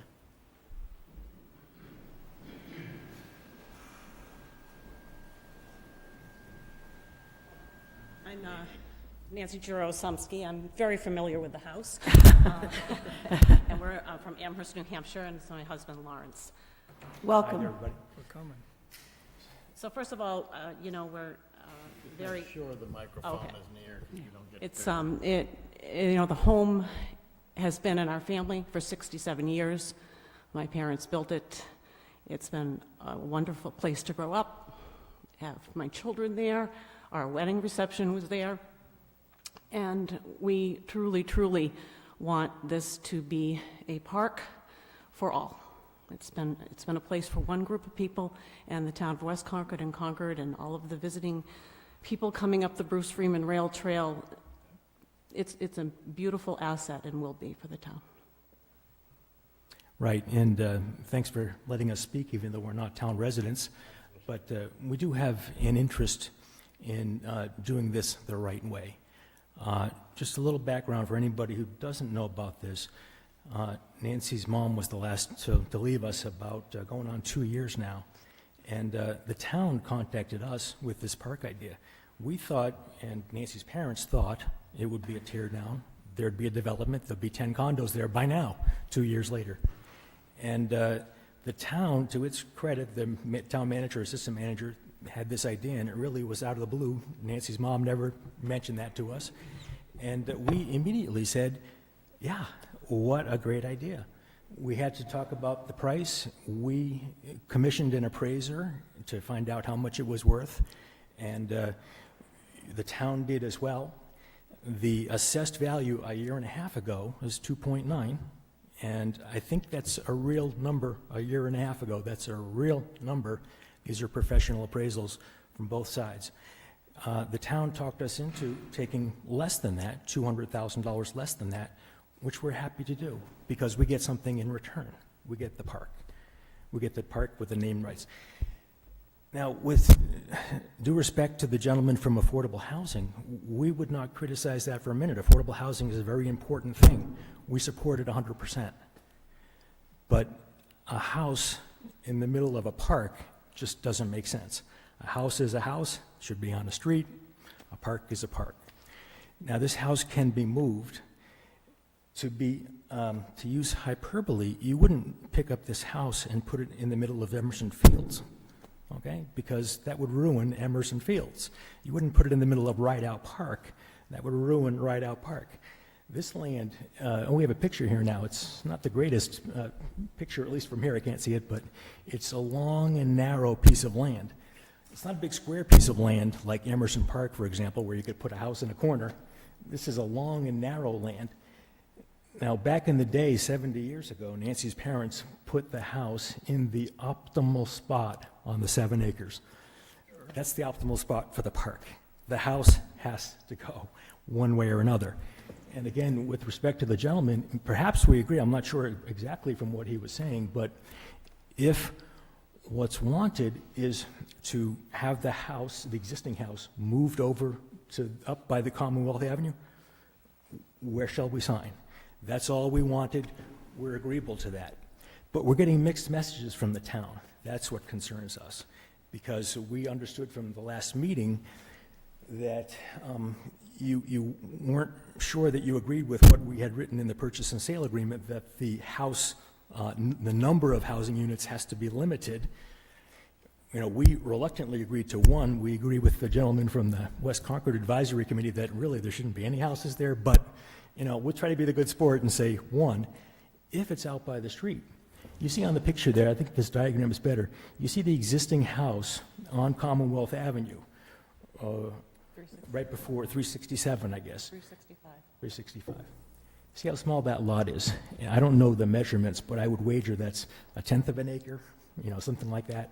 The whole parcel there that we're talking about selling is 7 acres. That's about 1/10 of an acre. We suggested in the proposed agreement that you could put a house for the first ½ acre up by the avenue.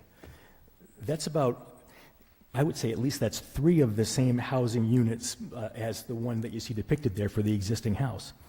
You can put 1 house there, okay? It's skinny, it's narrow there. That's not the optimal place for the house, but we already know the optimal place for the house is where the house is right now. We're afraid that if we don't have limiting language, then some other people will come after we're long gone and convince you that it's a nice house and it should stay just where it is. That's what we don't want. And we've had an agreement in principle about that for a year and a half. We want an agreement in writing. Write it up, we'll sign it tonight, okay? Because we're trying to be easy and we're trying to work with the town. We're gonna come back with our grandchildren. We wanna go to the park. We want a park that we're paying $200,000 in real money. We're leaving that money on the table, and we're happy to. We don't want one more penny, but we want the park that we're paying for, funding, whatever way you want to put it. We're not wealthy. $200,000 is a lot of money to us. We're happy. It's a wonderful agreement. It's going to be great for the town. And last thing is the affordable housing concept. Again, we're all in favor of it. But you know what? That's for lower income people, obviously. Well, guess what? The park is for the lower income people, too. Concord's an affluent community, and I dare say a lot of people in town, when they want to recreate, they don't go to the local swimming hole. They go to their second home on the Cape. You know, what a great country. It's wonderful. But the lower income people among us who are going to enjoy that park, they're going to benefit from it. So rather than put 2 or 6, whatever number of units, if we leave it undefined, of affordable housing there for that 2 or 6 families to enjoy, and they would enjoy it, we think it's a much better idea to have it available to everybody, low income, high income, everybody, including us, we're going to come by for a visit. So that's what we're thinking. An agreement in principle is fine, but we need to put it in writing. If you agree, we agree, we'll sign it tonight. Thank you. Thank you. Well, make sure you understand that the reason we didn't want to move forward with that was because the town had approved a warrant article that obligated us to consider, in addition to recreation, affordable housing. And it isn't something we can simply do in an executive session. That's something we need to do in public, so the public can understand what we've thought about, how we've decided the issue, how we want to move forward. So it wasn't an opposition so much to any idea you had. It was our, I think, important need to talk about this in open session so that the public could comment on it. Well, we appreciate that. We did see the town meeting. We know you have to consider it. And, you know, I'll consider anything. It's fine. Good. We want to be here that's to what we're make gonna do. sure that the town knows where we're coming from, that if you want to go back to the original agreement with a limitation on the placing of the house and the number of houses, i.e. not more than one, we're ready. I got it. Now, after you consider, and you may hear from other people and change, you know, have to decide something else, this is what we agree to, this is what we will agree to, and hopefully we can put this in writing. I think we got it. Thank you. Thank you very much. Thank you very much. Appreciate you coming down from Amherst tonight. Yeah. It is, it's going to be a wonderful part. We've seen some preliminary pictures, and it's just going to be, Yeah. Yeah, that'll be terrific. Thanks. We're appreciative. Mr. Parker wants to talk. Ah, yes. Charles Phillips, I'm at 65 Fairhaven Road with the Concord Housing Foundation. Just wanted to, and you probably are already aware that the house right next to that property is owned by the Concord Housing Authority. So there is a possible solution that, you know, rather than talking about a house versus no house, that it would be possible to use that property of the Concord Housing Foundation, sorry, the Concord Housing Authority, to add another unit of housing onto it, which would then take a tiny, possibly a tiny sliver of land. So I just want to, you know, point this out. It's been discussed before, and I want the public to realize that that is a possibility. Thank you. Thank you. Anybody else like to make a comment? Yes, please, come forward.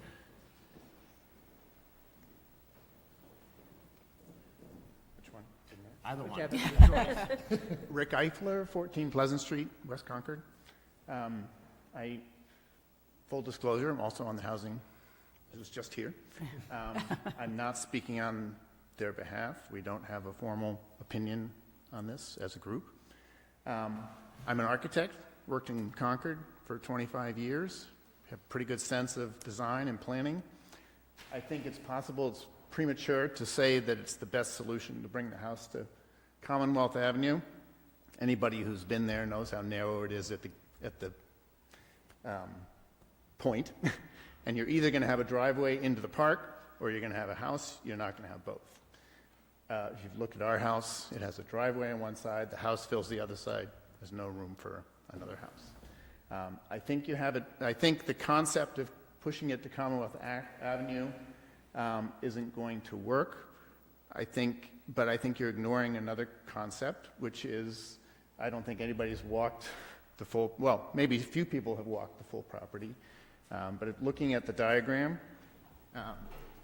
I think it's perfectly reasonable to consider the fact that this is a really big parcel, and that if you imagine a driveway in and a beautiful park, and at some point there's a little sign that says private drive, you know, and don't go beyond here.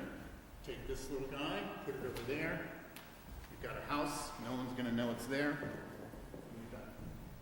That's my opinion. Thank you. Thank you. Yes, I guess we got quite a few more then. Hi. Hi, I'm Karen Curry. I live at 247 Lawsbrook Road. I am a member of the West Concord Advisory Committee, and I also own a business in West Concord.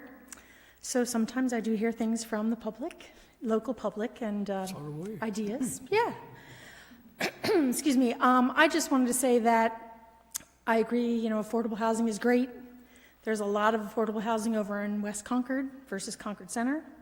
And, if it can work out and we can have, one unit for one family, that's great. But it would be really sad if we lost a property or didn't utilize something that could benefit thousands of families versus one family. So that's my comment. And hopefully, don't lose the property. Thank you. Where we heard that before. Is this live? Yes. I think so. 347 Lexington Road, on the board of the Concord Housing Foundation. I just want to compliment both the Giroux and the town management. I think we could walk out of this meeting with everybody happy. I think, as Terry Rothermel indicated, if we can save this one house somewhere on the periphery of the property, we all understand that the central purpose of this is the park. That's what the Giroux want. The house has to move. I think the planners can figure a place to put it, and certainly I think it's consistent with our goal as the Housing Foundation for the town to proceed with an agreement in which there is a limitation to one unit somewhere on the periphery of the property. Thank you. Thank you. Yes, sir, please come forward. Maynard Forbes, 27-3 Concord Green and 106 Commonwealth Avenue. I've listened to all of the comments this evening. I agree that affordable housing or housing is a necessary item. I think that the idea of a park is also a very necessary item. I think when you consider the number of people who will be benefited by the park as opposed to the one family that would be benefited by the house, that you have to consider the park. And I think that the family's discussion this evening should weigh heavy in your decision. Thank you. Thank you. Thank you very Thanks. much. Anybody else? Or? Well, thank you all. I think it was a very helpful discussion. Anybody here want to make a comment, or we move along? I just want to acknowledge that first of all, I apologize for being late to the select board meeting tonight, but I'm glad I made it for this discussion. I came to the select board from the West Concord Advisory Committee and knew about the Giroux property for a long time. And so it was really exciting to hear this opportunity move forward. And I think that there is goodwill across the board here. I think that there are very few parts of Concord that don't support affordable housing whenever and wherever it can be placed. And I am personally a huge proponent of finding places throughout Concord. We have found a lot of opportunities in West Concord because I think there's been a lot of movement in West Concord. I hope we can find the same opportunities opening up throughout Concord because I think that really balances the vibrancy of Concord. I think that it behooves us to carry that balance forward in looking at the Giroux property in terms of the numbers of people that we can satisfy with it and will benefit from it, and being creative with being creative about how we handle affordable housing within the property, or as connected to this sale. So.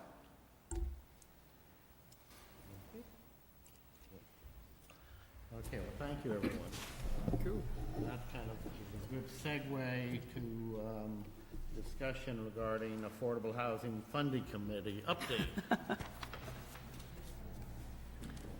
Todd?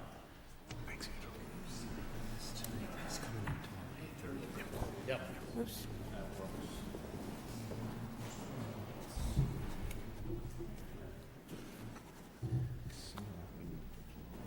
Let me just get the clicker. We can authorize it.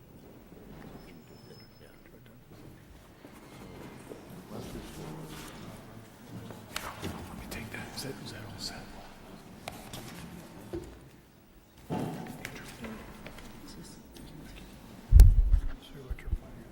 Okay, sounds like everybody can hear me. My name is Todd Benjamin, I live on Sudbury Road. I'm the chair of the Affordable Housing Funding Committee. Is this too loud? Is it, no? Good? Okay, great. Well, thanks for the time tonight. I know there's a busy schedule, so for the rest of the evening, so I'll be brief. First of all, before I get into things, I'd like to introduce the other members of the committee who are here. Ray Andrews is over there, if you can raise your hand, Ray. We have Holly Darsden, who's the secretary of the committee, and Sue Myers over there as well. So this is certainly a team effort, so I'm sure there will be some questions after, some comments, so please feel free to direct them to all of us and we'll help each other out. So I've got about 24 slides here, probably about 2 minutes a slide, so, about 25 minutes. Just want to make sure you're awake. I will not touch upon every slide. I'll just hit a couple salient points on a few slides just to keep things moving forward. One of the things tonight, our focus is, A, to update everybody, especially the select board, and also to get some feedback, some comments, some thoughts as to how we can move forward and really make this a process that works for everyone. And it's so great to hear that there are so many affordable housing people here who are supportive. So hopefully we get some really good ideas. So having said that, I want to make sure that, oh, and by the way, let me point out our email address here. Any comments, thoughts, ideas, please utilize this email address. It goes to the board. We'd be happy to get back to you as soon as we can. So first of all, I want to reiterate what our meeting, what our charge is. So here you see a brief synopsis of what our charge is: to study and determine cost-effective means to support Concord's affordable housing goals. So this is a brief thing of our committee. So we've looked at all of these options you see here. We're only going to focus our conversation on these 5, and we'll just touch upon those briefly as I mentioned. So some of the assumptions that we made when we looked at this, one of the main ones that I'll point out here is in the middle. According to the planning department, the number of new homes or affordable homes that we'll need annually is 9 to 10 new homes per year, and that is based on staying above the 10% sustainable housing inventory.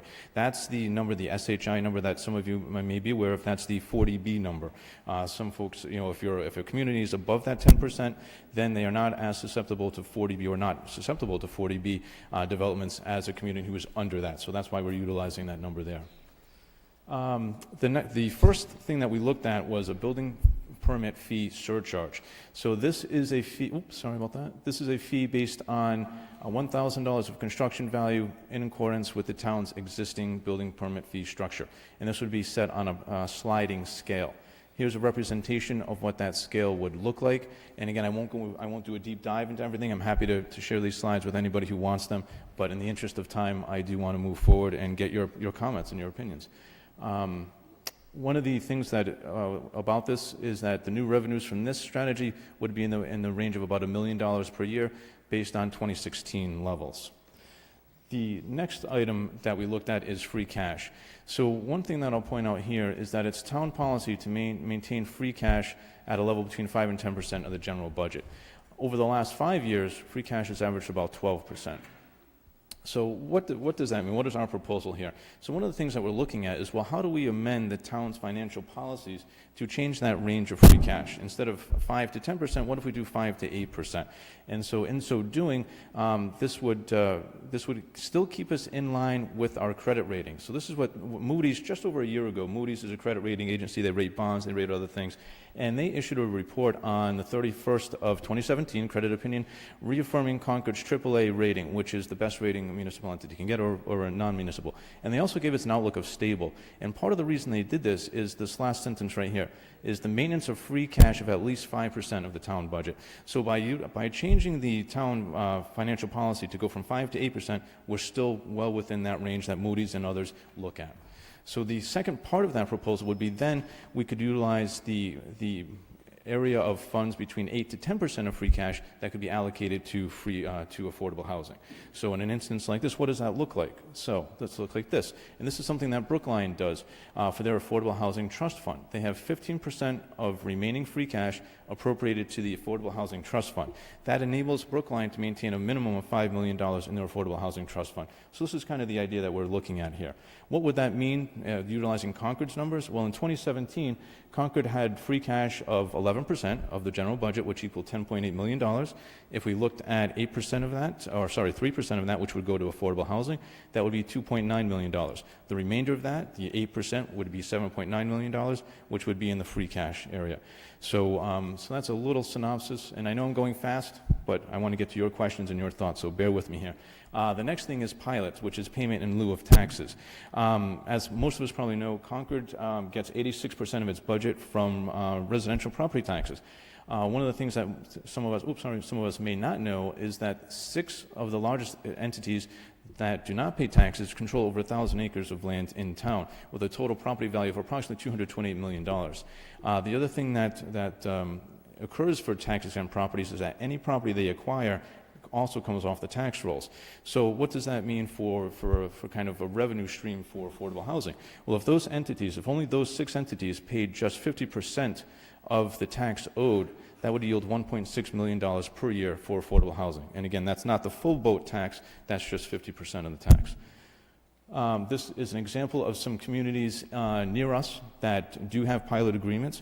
Massachusetts is one of the states that is very proactive in pilot agreements. There are some communities throughout the state that have formalized policies. Northampton is one, and other entities, the communities negotiate on a one-off basis. So here are some here. One thing that I think is interesting is the Concord Housing Authority pays pilot. So we have entities that are massive entities in town that are exempt, but yet the Concord Housing Authority pays pilot. Also, the Concord Municipal Light Plant pays pilot as well. And I believe that's a state mandated function of the CMLP, if I recall correctly. So I guess the last thing on this is that the idea of looking at pilot here is that it addresses the consumption of land by tax-exempt entities. And that's really what affordable housing is really kind of about. Why do we have such a challenge in having affordable housing in town? Well, there's several things, but one of the things is the extraordinarily high cost of land and housing. So that's why we're looking at pilot and trying to kind of rebalance that a little bit.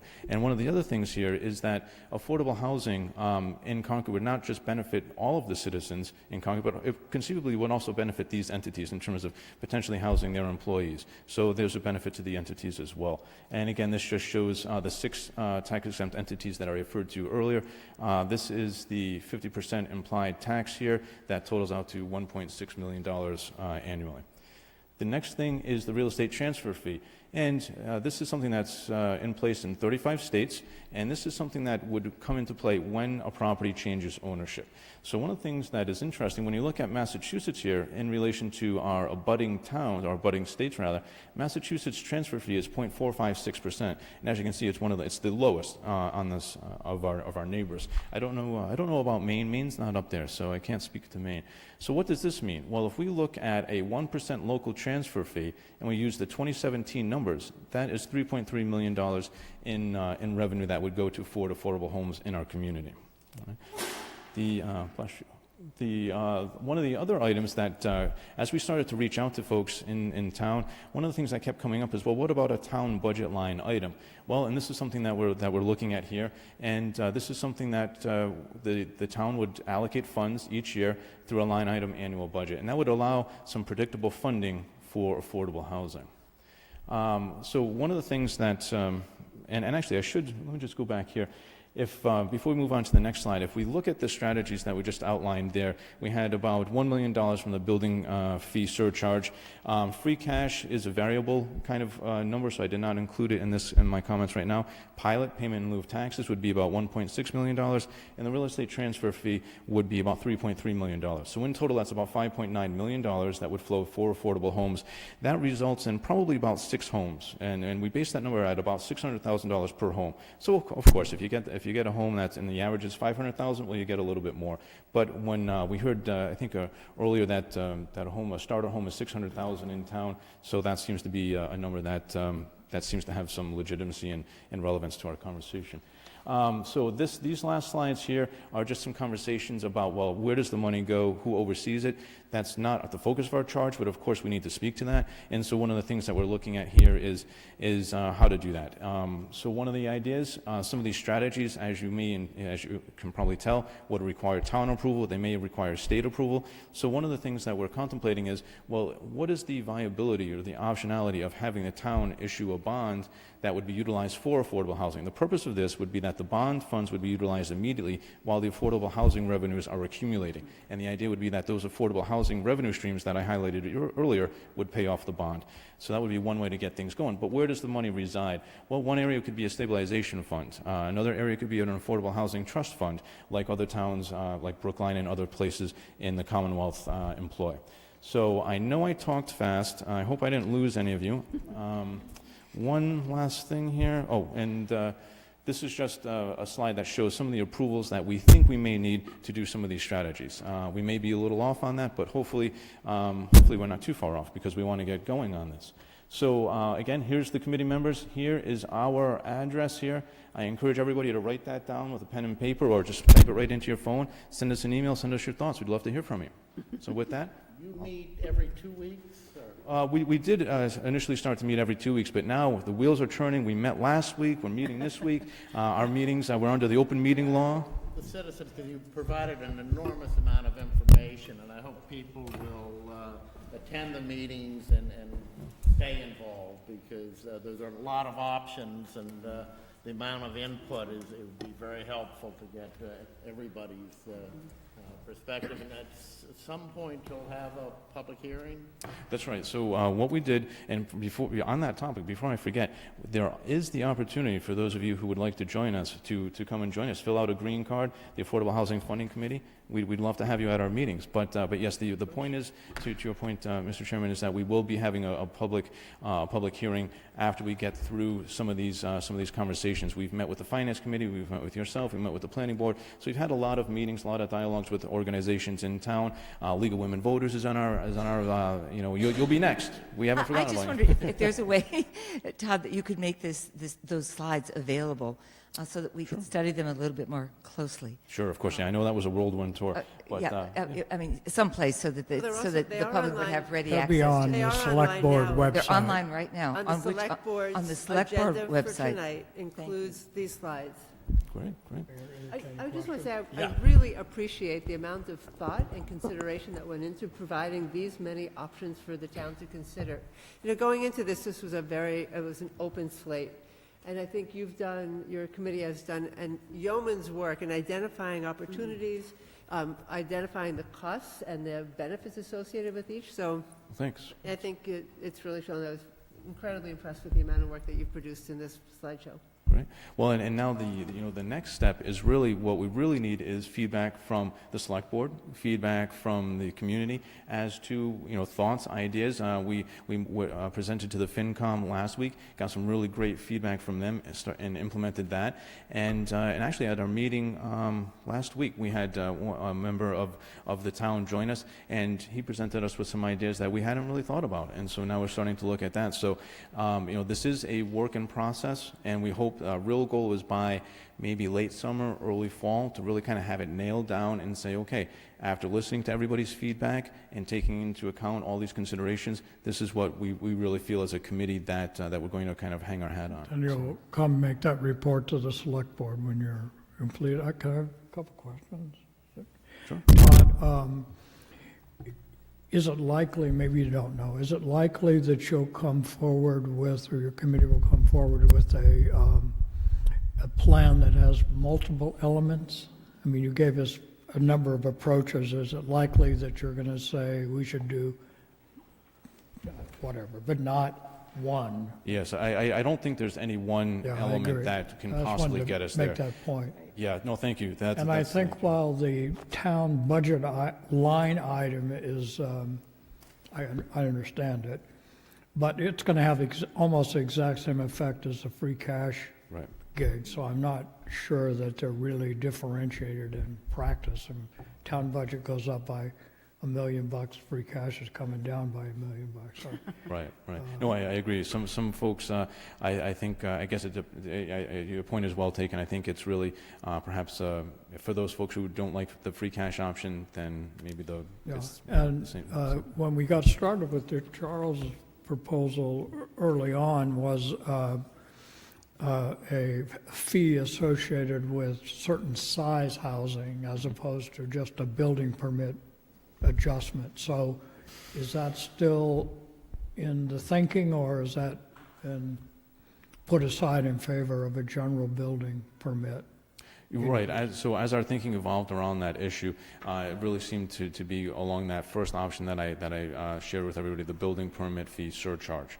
And so it seemed that listening to the conversations, listening to the feedback from last year's town meeting, not in 2017, the one before that, that perhaps we could better address Charles Phillips' idea in a way that that would be a little bit easier to understand in that Might it be graduated by size? Right. So is that the way it would play itself out? I think I messed this up. Sorry, Andrew. You don't need to show me. You can just, I mean, would it be a size-based? It would be more on contract value. It would be more See, on contract. to me, the important differentiator between some of the proposals that you put forward is that the building permit, or the one Charles had proposed last year, that principle, I'm making it up, of course, but that principle is those folks building houses are the ones that require us to increase our number of affordable units, and so therefore that's where the burden of pay should reside. The other proposals are more, no, affordable housing is a important principle for the town of Concord, and hence the burden for this should be spread across the entire town. So there's funding mechanisms, as you're well indicated, but there's also an underlying view about affordable housing. So I'm hoping when you come forward with whatever your folks come forward with, that you help us resolve that particular difference in view as whose responsibility for funding it would be. Yeah, and I think that's a great point, and that's one thing that we tried to do in looking at all of these options, but especially the 5 that you see highlighted at the top of this slide, is really looking at making sure that one group of people were not singled out or disproportionately affected. We really strove to make sure that the community feeling around this initiative was shared by the community. So that's why we do have something with the pilot, why we do have something with the building fee surcharge for people who are doing construction, for those who are selling their homes. Yeah, thank you. And one thing I would mention that is not a funding mechanism, but it has to be stated whenever affordable housing is mentioned, is the need for zoning.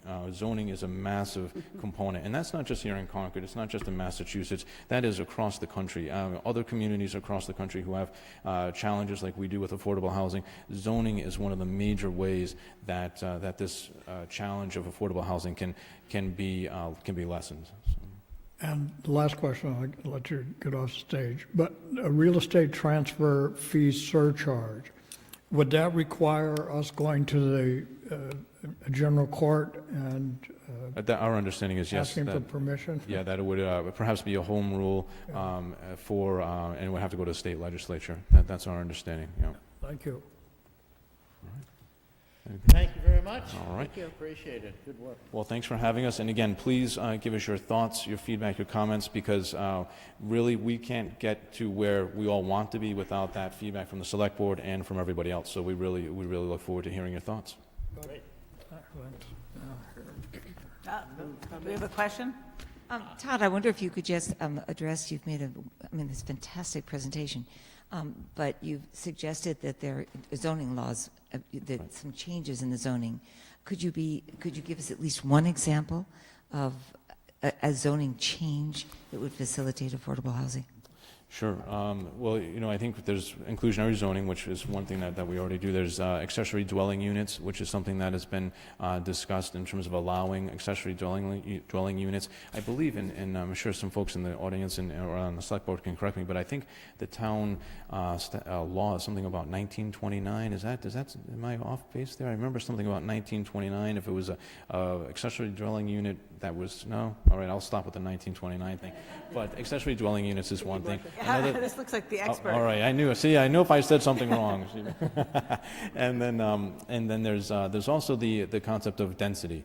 Is really when you look at communities that have 2 acre minimum lot sizes or an acre minimum lot sizes. That's really a big thing. So how is it that we can perhaps maintain the character of our town, the things that we love about our town, but encourage homes that are a higher density, and that could be a townhouse, that could be it could be something like condos or something along those lines, and also how do we look at things like residential over retail? That could be another thing that could help. So those are a couple of ideas, and I think actually the one last thing I would mention is I would really encourage everybody to think about the usage of real estate. Is there a way that we can perhaps, if we have a parcel of land over here that is being utilized for one function, is there a way that we can perhaps repurpose that land and move that function over to someplace else? So I think it's looking at how we can think about real estate and the zoning in new ways so that we can still meet the affordable homes for citizens, for residents. So. What's that? Help us. I was just going to say, Marcia Rasmussen, Director of Planning and Land Management. We already have 2 sections of the zoning bylaw that address additional dwelling units. One is for structures that existed prior to the adoption of zoning or 1928, but additional dwelling units can be constructed within individual homes if they've been in existence for at least 2 years. So a property owner can come in and seek a special permit for that. So Todd is right. Zoning does need to be adjusted to make affordable housing more likely to happen, and he's outlined several good ideas. Thank you. Thank you. We're ready now for Blackbird 2, the discussion of age restriction rates. Hi, I'm It works? yeah, it does work, great. Hi, I'm Liz Russ from the Regional Housing Services Office and at 201 Commonwealth Avenue, and I'm here with Marcia. So we're here to talk about Black Birch 2 and the age restriction and SHI, subsidized housing unit, subsidized housing inventory aspect of that project. I think you have a memo in your file, and that's available on the town website as well. So by way of background, so Black Birch 2 was authorized in its zoning through town meeting, and then that followed on with a special permit back in 2017. And that project required, it was a 16-unit development overall with 2 deed-restricted units, affordable to households under 80% of AMI. And while not specifically stated in the permit, the town meeting materials indicated that the units would be eligible for the inventory, the town inventory or the state inventory. So the permit and town meeting further required that all the units be age restricted for age 55 or older, and the permit required a restriction regarding occupants and guests under the age of 18 years old. And that was codified in the condominium documents and part of all the presentations and the project concept from the beginning. I don't think that's of any surprise to anyone. And under the agreement with the permit, the Black Birch 2 proceeded to construct and to go forward with the project. And then just recently, in February of 2018, DHCD, the Department of Housing and Community Development, issued a clarification on their LIP policy. That's the Local Initiative Program. And that's the program that you use to restrict the units and get them on the inventory. So they issued a clarification. Some might consider it a new policy, but they call it a clarification. indicating that the agency would no longer approve or would not approve affordable units under the LIP program if children are prohibited from residing in the units. That was not clear before. That was not clear before, and it was new information to many people. Why wasn't it clear? It didn't say. There were no guidelines to that Seems pretty effect. clear.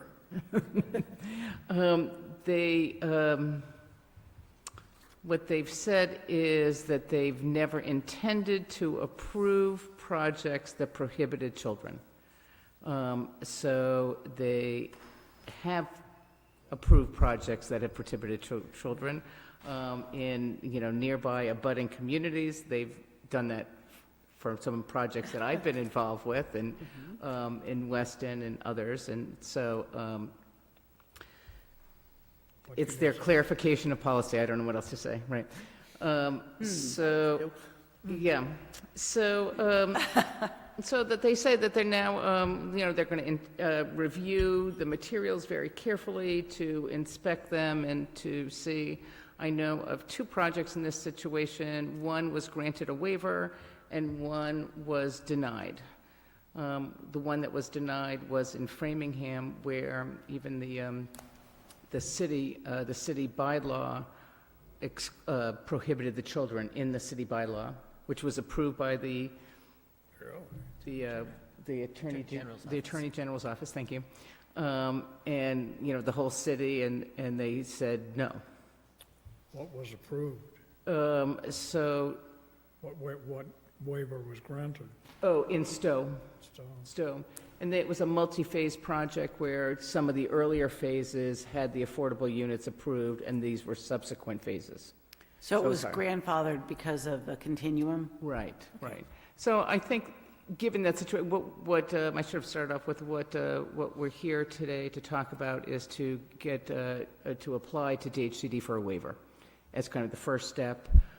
They've said that in lieu of putting together the whole application, which is really quite substantial, the town could send a letter describing the project, requesting the waiver, and that they would, issue an opinion on that. Do we know how long that process takes? I think they would do it very quickly. Yeah. I'm sure they would. And there's no disadvantage in seeking the waiver? No, and as we've talked with Chris and with Marcia, and the developer too, until they say we're going to deny the waiver or grant the waiver, really it's hard to proceed down to what the next steps might be. There are a few, paths after that the board could consider. Somebody's not taking him to court and challenging that? I mean, it just seems... I'm not suggesting. No, let's not volunteer. Let me clarify. I don't know how many other projects are in that situation. Condition on it to set anything that had already been in play. Well, I know in Framingham it's a very large project, and it's a big developer, and there was a substantial number of affordable units, and they're in discussion with the city about a buyout option. To relieve them of the responsibility. So, so that there's other ways. So the developer essentially would provide some funds, is that it, to the town, and the town would agree? Right, and then they would get all... No longer had to do that. Right, and then they would have all market rate units. So different kinds of strategies. So we're functionally in a no man's land right now. Right, we don't know. So the idea is to approach DHCD for the waiver, and if they deny the waiver request, then to come back and explore alternatives. And just the alternatives might be a buyout option, should something like that be arranged. Another option would be to provide the units not counting on the subsidized housing inventory, but still restrict them to the 80% low income, more of a local restriction. So we can do that, but they would not count. They would not count, but you'd still have affordable units. Still have affordable units. And then the third option would be to require that the development allow children in the affordable units, which may or may not be practical. I don't know. All of those options are difficult. That seems unfair. Yes, I'm not proposing or recommending any, I'm just laying out that So these the are the first step options. for us would be to authorize the chair to, on our behalf, or the town, I don't know. Yeah. who Well, does it. I thought it was Chris, Town to manager. authorize Chris to sign a letter. I've drafted something that we've reviewed. But that's really up to your pleasure, how you Talking want to have it. weeks? Well, we could get the letter out very quickly, and then I think that they would turn it around within a week or two. Okay. I think so. Can I ask how similar this situation is to the one you mentioned that received a waiver in Weston, where there was a multi-stage development? Stowe. Multi-stage development. Is this similar in that way? This is there's Blackbird 1. It's similar in that it's a 55-plus project that has condominium documents that have already gone forward that prohibit children. So similar in that way, but not similar in any Well, other way. I think you meant that there was Black Birch A, and now this Right, is Black Birch 1, Black Birch 2. 2. Oh, I don't think You know- so. I don't, because this really counts as a separate project because it's a separate permit. DHCD will look at it as one project if it's one permit. Right. And then the different phasing would be construction phase under a single permit. Stowe was permitted all at once, once. but Yes. that required They were construction phased. over years. Right. And then the Black Birch one also didn't have SHI or lower income units. They're all moderate income units. Okay. Liz, hasn't the state represented to you that they're highly unlikely to grant the waiver? So we're going to give it a shot, but it's not likely to succeed. That's why that's why we'll hear back from them pretty quickly. Thank you. Well, that was Yes. my question about how similar we were to some other projects. But it would still seem to me that it makes sense to seek the waiver. And it's not going to hurt us. Right. So I think what might happen is to, petition to DHCD, get the response, and then come back to the board with that response, and then some detail about some of the options, and go through what the procedures might be to go forward with those options. I mean, because it was town meeting and the special permit, and, I get some unwinding that might have to be done.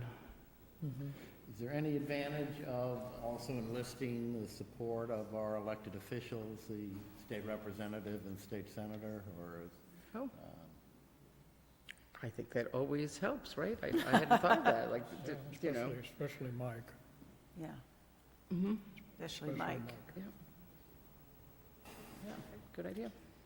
Can I ask? Do we have a motion, or do we I have have a any other question. questions, I guess, first? I have a question before. Yeah. I just want to, all I need is a head nod that the developer would support this, us writing on behalf. Is that? Oh, absolutely. Okay. Yeah.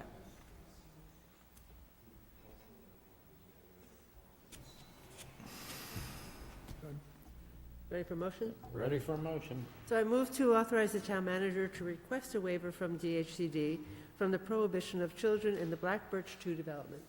Second. All those in favor? Aye. Thank you very much. Thank you. Now we have the review and likely approval of the Regional Housing Society Intermunicipal Agreement Amendment. Yes. Next pad of papers. Exactly, where are they? I've carefully put them up here.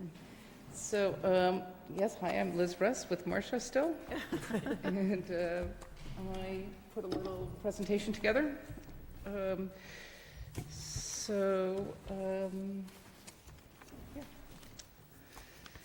So we're here to, as part of the annual IMA amendment. IMA is the intermunicipal agreement.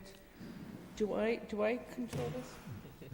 How do I go forward? Okay, so first, this is a big thank you to all the retiring managers. You might think it's only Chris that's retiring, but essentially the entire RHSO town management staff is retiring this year. So it's really every town except for Sudbury. There were 8 towns in the RHSO, and 7 town managers are retiring this year. So, That is not good news. Competition. well, I hope I'm still standing at the end, So I don't know what that means, really. Transition, and with change comes transitions, and I'm sure that there'll be some new approaches, I guess. So a little year in review, some plans, and then a little bit of the budget, but. Oh, do I? There we go. Okay, so there we go. So here's our service model. I think that this is probably a repeat, but just to show, we've added the Wayland Town Seal, so that's our big change for this year. And Nice job. and so it's a pretty stable model. I think we're in the established in 2011, and we've moved officially, formally, and over to Knox Trail. And the Knox Trail trivia is that our USPS, like the mail carrier address, is actually in Concord.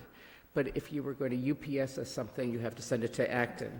So we have these 2 addresses, and depending on how you're going to mail us things, it would go to a different town. You can only imagine that we really use the Kais Road address still, because it's too confusing for our clients as well as us, right? But actually, the move's gone very well. I joke, joking aside. We have some nice permanent space there, and I don't know if it's permanent, but stable space, and we've talked about and agreed that we would stay there indefinitely. So where there had always been some discussion of us moving every 3 years, I think we're pretty well set there. So Chris graciously offered that. The other town managers agreed. And you'll see we've included an increase in the administrative fees that Concord will take this year to make sure that there's no financial downside to that. In fact, probably a little upside. So this is just what we do, right? We monitor the ownership units, the rental units. We do program support on the home program. This year we did the Peter Buckley. We do the inventory monitoring, and that includes things like the black birch and this inventory that we talked about here. For our overall RHSO program, we did a nice infographics that's on our website that has some pictures and ways of presenting affordable housing needs in Concord. And local board support. This year we've spent a lot of time with the Concord Housing Development Corporation and helping with the open meeting compliance and the new direction for them, and I think it's worked out well for them. So very quickly, things I could fit on a slide, things that we've done. We've convened a couple of housing roundtables with the different housing groups. We've met twice. And that's worked out well, so before and after town meeting to get everyone together. As I mentioned, the infographic and the Peter Buckley, the home support. I think I pretty much mentioned all of this, right? Working with the rental property managers. We work with all the owners, doing resales and refinancing, and did some work on Emerson Annex in those units. So our plans are continue to do what we're doing and transition to new town management, stay in Knox Trail, get the IMA signed, and continue on, pretty much. Here's our budget. Too many numbers. We don't need to go through that, really. It's too late. And really just wanted to say that it's successful completing 7 years. Chris has always shown such leadership in the RHSO, and we're very supportive of that, as well as you. It's a program that's really been directed by the town management executives, and I think that makes a huge difference. And part of coming every year to have you sign the IMA is just to make sure that it's a proactive step for every town that's involved, so that every year, every select person is signing and saying, yes, we want to continue in the program. And so it's our way of just checking in and seeing if you have any ideas, suggestions, or comments for us, and we're happy to continue the support. You do great work, so it's appreciated. Any questions? I just have one question. On one of the initial slides where you show the different contract amounts that the various towns are paying, Sudbury's seems to be higher for the size of their town. Are you providing, could you explain why? Sure. I'm just curious. Yep. So for Sudbury, we do lottery agent work for Sudbury. So the lottery agent or resident assistance or resident selection, we do that through the Sudbury Housing Trust because that's the contractual entity. Sudbury Housing Trust has special insurance for that purpose, and that's the contractual entity. So they buy those hours and they receive in that revenue. So for example, I think everyone got something about Brookside Square with that. So that work is being done through the Sudbury Housing Trust. Oh, okay. Thanks. Okay. It's confusing, I know. Anybody else? Ready for motion? Okay. Motion to approve the amended Regional Housing Services Office intermunicipal agreement as drafted. Second. All those in favor? Aye. Thank you very much. Thanks, Les. And it's a sign, you all sign it. Yeah, very good. Thank you. Marcia, you're now still. I'm still here. Still awake?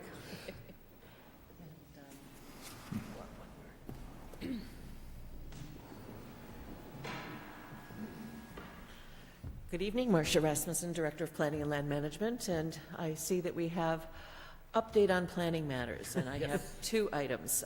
One is an update on our parking management plan, and the other is just a quick snapshot on the schedule for the comprehensive long-range plan. So with me tonight is Allison Fletcher and Tom Brown. They are with Nelson Nygaard, the consultant group that developed our initial parking management plan. And you'll recall back in November, we were here hearing many, many comments, 26 different residents and business people commenting about the parking situation. And then you deliberated, I think, further in December and outlined some things that you wanted us to think about on the parking management team. And that team is made up of town staff from planning, from public works, police, and finance.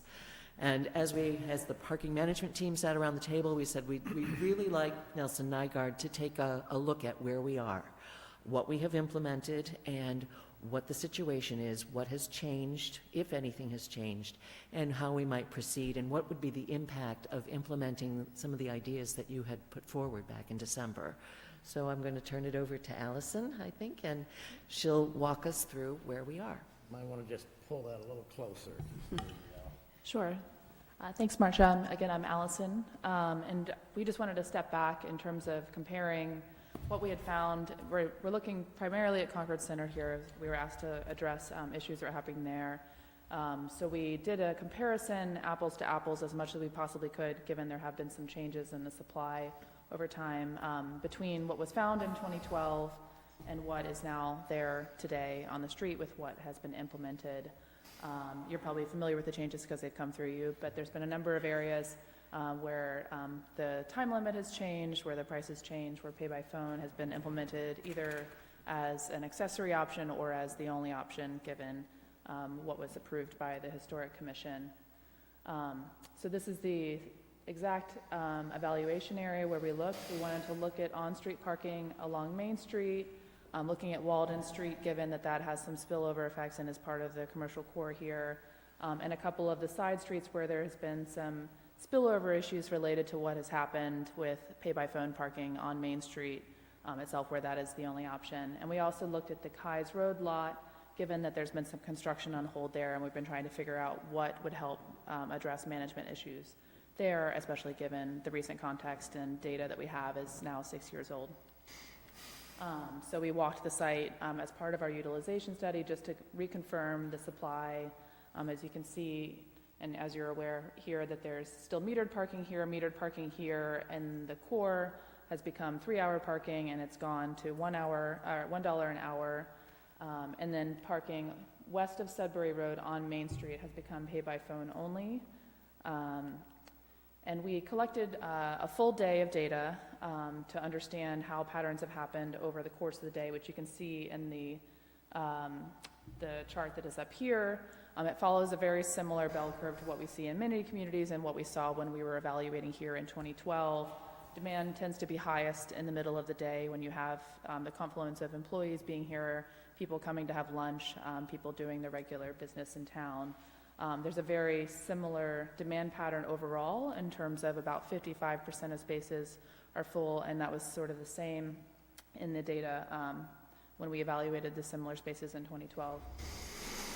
What we've seen that has changed, and we're trying to evaluate, the success of what has been implemented or not based on how it's been rolled out. We're seeing something you don't want to see in your downtown, which is having an increase in demand in the heart here, right at the corner of Walden and at Main.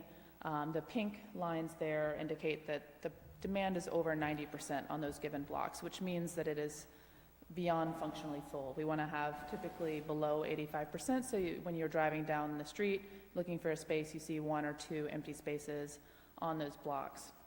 And what we're seeing further is that west of Sudbury Street, as people had reported at the last meeting, it's almost completely vacant most of the day, except for where the bagged meters are by the library, which at some points in the day is over 100% full, so that's very full. So there needs to be some way to address that, but not necessarily. We want to take into account all the comments that we received, so how to create a balance between this demand, because this is not the indicators of a performing and balanced parking system here.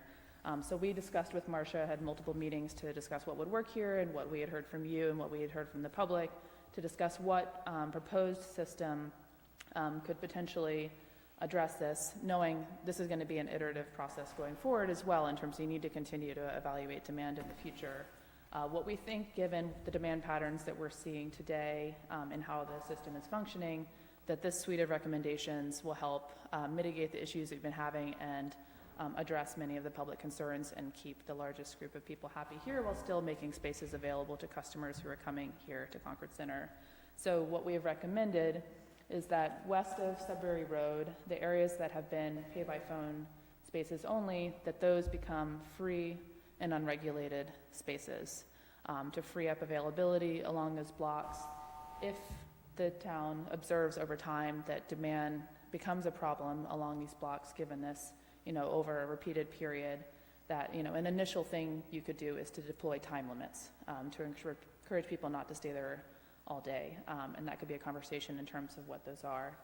Where there are bags on the meter right by the library, near the corner of Sudbury and Main, we would recommend removing those meters that are not being used, making those free. But because it is an area of such high demand with the library, making that a longer term period with 3-hour time limit there for people to be able to come and do their library business. And then they can park in the unregulated spaces that they'd like to stay for a longer period of the day. We would recommend that what has been implemented in the core and along Walden Street stay as it has been implemented, same price, same regulation, and given the other recommendations here that we have, we expect that the demand would balance itself out here. And then Marcia also asked us to look at what are the plans for Walden and for the Kai Street lot. And given we're trying to create availability and more options for people, we discussed and we believe that we can keep the lots there free with no time limit for the foreseeable future, but again, a similar condition to what I described west of Sudbury on Main Street, to continue evaluating. If the demand gets to the point that it's a consistent problem, a first step would be to look at options for implementing time limits first, and then potentially pricing further down the road, but not in the near future, given the demand patterns we're seeing on Main Street today. So I did prepare a memo for you, and these recommendations are outlined on the second page. The last item is a holdover from another memo, so just ignore the final one. To clarify, though, for the Walden Street lot, we're going to create 3-hour parking and all-day parking. So we are not going to lose any parking spaces in the redesigned parking lot at Walden Street, but there will be some additional spaces around the periphery, and that lot will be reconstructed this summer, not at the same time as Kai's Road. And Kai's Road would be redeveloped in 2 phases, first the east side, then the west side. And there will be an increase in the number of spaces by 3 that we'll be proposing for that Kais Road lot. The town engineer has prepared plans. They're out to bid. He expects to have the contract signed fairly soon, and we'll let business owners and residents know when that construction is going to be taking place this summer. So probably July and August. Questions? Is there communication with Concord Academy about sort of the usage of their land for their employees? We did not. We had some informal conversations with Don Kingman as a representative for Concord Academy to understand what changes they had implemented as a result of putting pay-by-phone in place. And it was in response to that, their actions, that we felt that it was important to remove the pay-by-phone signs along Main Street, but to keep monitoring that and to have a conversation. I told the town manager that I would follow up with Mr. Kingman tomorrow after this meeting. And since I think Concord Academy's parking impacts was one piece, and then I think I've heard discussion of the impact of commuters who were availing themselves of long-term parking. How does that factor into? I think that's something we're going to have to monitor. Okay. I think there is a need for both worker housing and commuter housing, and that we may see more spaces being utilized at that end of Main Street closest to Thoreau Street for the businesses along Thoreau Street. We're not proposing, we didn't look at Thoreau Street or West Concord because we didn't hear the same level of complaints that we were hearing about Concord Center. So if it comes forward that we need to take a second look at those spaces, we can do that. And as Allison said, I think it's going to be an iterative process that we will continue to monitor, and as we observe what is happening, we'll try to make adjustments to all of this. So, go ahead. No, you go. No, you probably know more about this than I do. I doubt it. This is, we continue to receive correspondence from the Main Street business sector who are engaged in trying to figure out, do we actually need parking meters at all in the very downtown business area? There is a very strong feeling that parking meters are a disincentive for people to shop. And so I think I remember the conversations that Nelson Nygaard had presented Allison at a meeting that seemed to indicate that it promoted greater turnover of parking so that more people could come to an area. And that's not what the businesses are reporting is happening. So I don't know whether you have additional information. There are being shown most recently some photographs of other communities near us who have done away with all the parking meters in the downtown business district because there were concerns that was impeding the foot traffic and people's ability to shop in all the places they want to shop. So I didn't know if that's a philosophy difference, and that if you have any information that you can help us in figuring out where the businesses benefit most. I think you heard from Maynard Forbes about West Concord that he was adamantly opposed to removing the meters because they would be taken over by commuters. And I think the same would be true on your main streets, commuters or workers. As businesses do grow or we have additional employees want to park where it's convenient for them, which isn't always the most convenient for the customers. So I think this is something that we should continue to monitor, and you might try some different tactics in terms of maybe bagging the meters for a Saturday or to promote. You did it around Christmas in December. You did, and those might be the kinds of things we can. I think we need to promote where we do have free parking, and that it will be all day. I think that would be very beneficial, and make it available both as a guide that is a piece of paper that is available in the shops as well as online, and that's another step that we're working toward. Well, there continues to be a split in the business community. It's almost down the middle. I just thank you very much. I think you did hear from us, and most of the things that we had thought were important you've undertaken to change, and I'm grateful for that. Along Main Street, though, where it's pay by phone now, and we're taking that out, will that, and there's no time limit, is that going to make that all-day parking? Is that the intent? Yes. But Yes, it's the employees that you're looking for, though, It not could be commuters. students, it could be employees, it could be commuters. If a commuter wants to park there and walk over to the train station, I say, why not? It's has two effects. It's taking advantage of what we have, the pavement that we already have in existence and the line striping we already have. And it's not creating any additional burden in terms of having to have a parking lot somewhere. But when we went to paid parking along that strip, it moved the Concord folks off the street. Correct. Concord Academy folks. Concord Academy Right. folks off the street. Does this just bring them back to the It street? may bring them back, but it will take them off of Academy Lane. I think Academy Lane is a much narrower, more residential feel to it. And there's been some question about the safety of people walking Oh, I through that agree. area. So That's tied, I think that it Middle would be Street important. and Academy Lane, those I are, think that that's a conversation that we need to continue with Concord Academy, and I'll open up that conversation tomorrow. great. I would also hope that we look into perhaps making sure we have plenty of bike racks so that if people want an alternative to commuting, that the bikes can be used.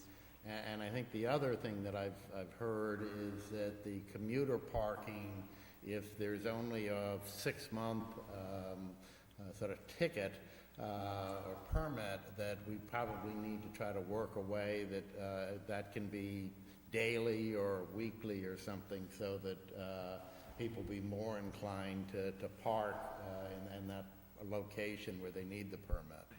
We've had 3 successful years of working with Evergreen Realty, the owners of Stop and Crosby's Market Lots. Your age is Stop and showing. Shop, yeah.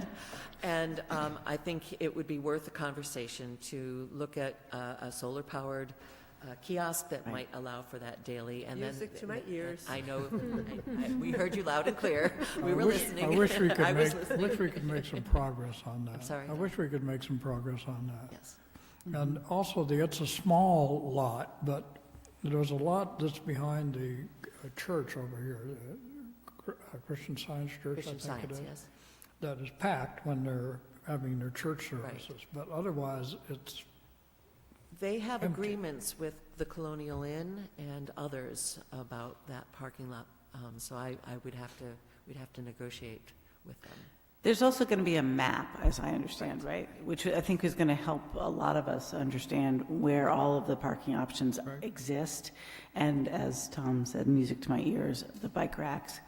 But what's the timing of this iterative process with the publication of where to go and how long you can stay?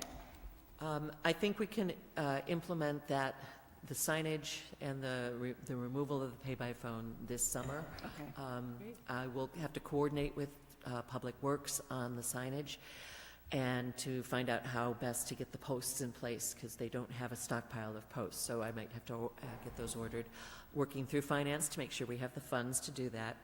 And then we're also in the process of trying to brand Concord Center so that we have a consistent logo with our parking information.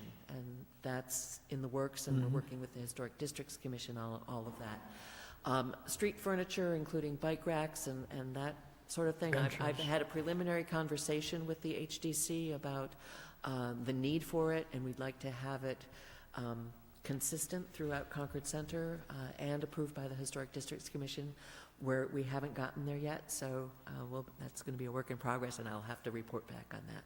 the other parking issue that we heard, particularly from the business community, was bus parking. Yes. And bus drop-off, and how is that coming? Well, I think we've have the temporary bus parking near the Wright Tavern, and that has worked out very successfully, and I believe that will be an ongoing location for drop-off. With the redesign of the Kais Road parking lot, there will be a specific location for 1 or 2 buses to park in the lot, as well as to drop passengers off. My remark when I remember talking to you about this some time ago, I don't remember exactly when, but it was months ago, But my hope was that there was a drop-off area for buses, but we didn't, there's lots of places buses can park that are not right in the downtown area. So my hope was that there were drop-off spots, that we could have some, make it look like a nice drop-off spot, whatever that means, I don't exactly know. But we didn't necessarily have them parking there. We could, We wouldn't be looking for all-day parking, but sometimes a bus will drop people off, take a little tour, and then have to come back, and they're waiting for people to get back yeah, on the but bus, so. also it could be the case that they're here for a couple hours and let's move them Yes. someplace else. So they're not, so great, well, thanks so very much. I just have three small things I want to ask about. One is with the bus spot, is it in front of First Parish near Wright Tavern? Yes.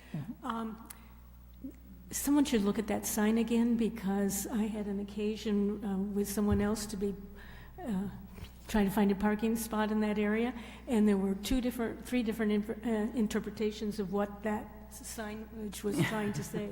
So that one thing I want to point out. Someone just needs to remind me, the spots around the corner from Walden, around the corner by the post office. Hubbard Street. Hubbard Street, thank you. Remind me why no parking is now allowed in those three spots on the closest to the post office? It wasn't, the road isn't wide enough. When you have trucks trying to make that turn into or out of, if you had parking on both sides of the street, it was problematic. Sounds like West Concord. Yeah. And then thank you for the pay-by-phone parking spots. What is the plan in terms of making the changeover? Are you going to immediately take out the meters? Or are you going to cover them for a while to see how it works? Or I think the proposal is to take out the 12 meters that are next to the library entirely and add signage that says 3-hour parking. that I understand, but And further then down. And for the pay-by-phone only signs that continue down Main Street, just to remove those take 'em out. pay-by-phone signs. And to add, parking, from 8 AM to 6 PM or something along those lines. But not to And say, then do we retain those so that if we have to put them back in at some point? we probably will. Yeah, okay. Thank you. I save everything. I think that was quite an update. We appreciate that. We got a lot of good information, very helpful. Thank you. Thank you. Now, I had a second update for the comprehensive long-range plan, and just a scheduling thing, item. We're in the final stages. I think we have a comment. I don't know if we want to wait. Somebody wants to comment, a woman who wants to comment, make a comment. Oh, so if you want to make a comment, come forward, please.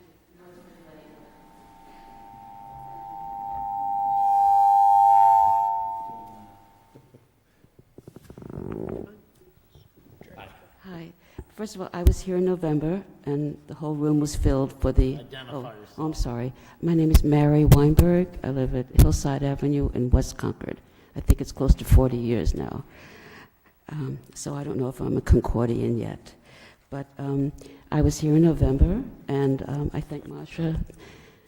She's fantastic. I don't know how she does it, but she looks younger and younger, and she was... So I was here that night, and I'm embarrassed to say, but I don't have a cell phone. I don't own one. And I was concerned because when I saw the pay-by-phone on Main Street, I felt sad because I have friends that live along there, but besides being an eyesore, I was sad because I can't park there.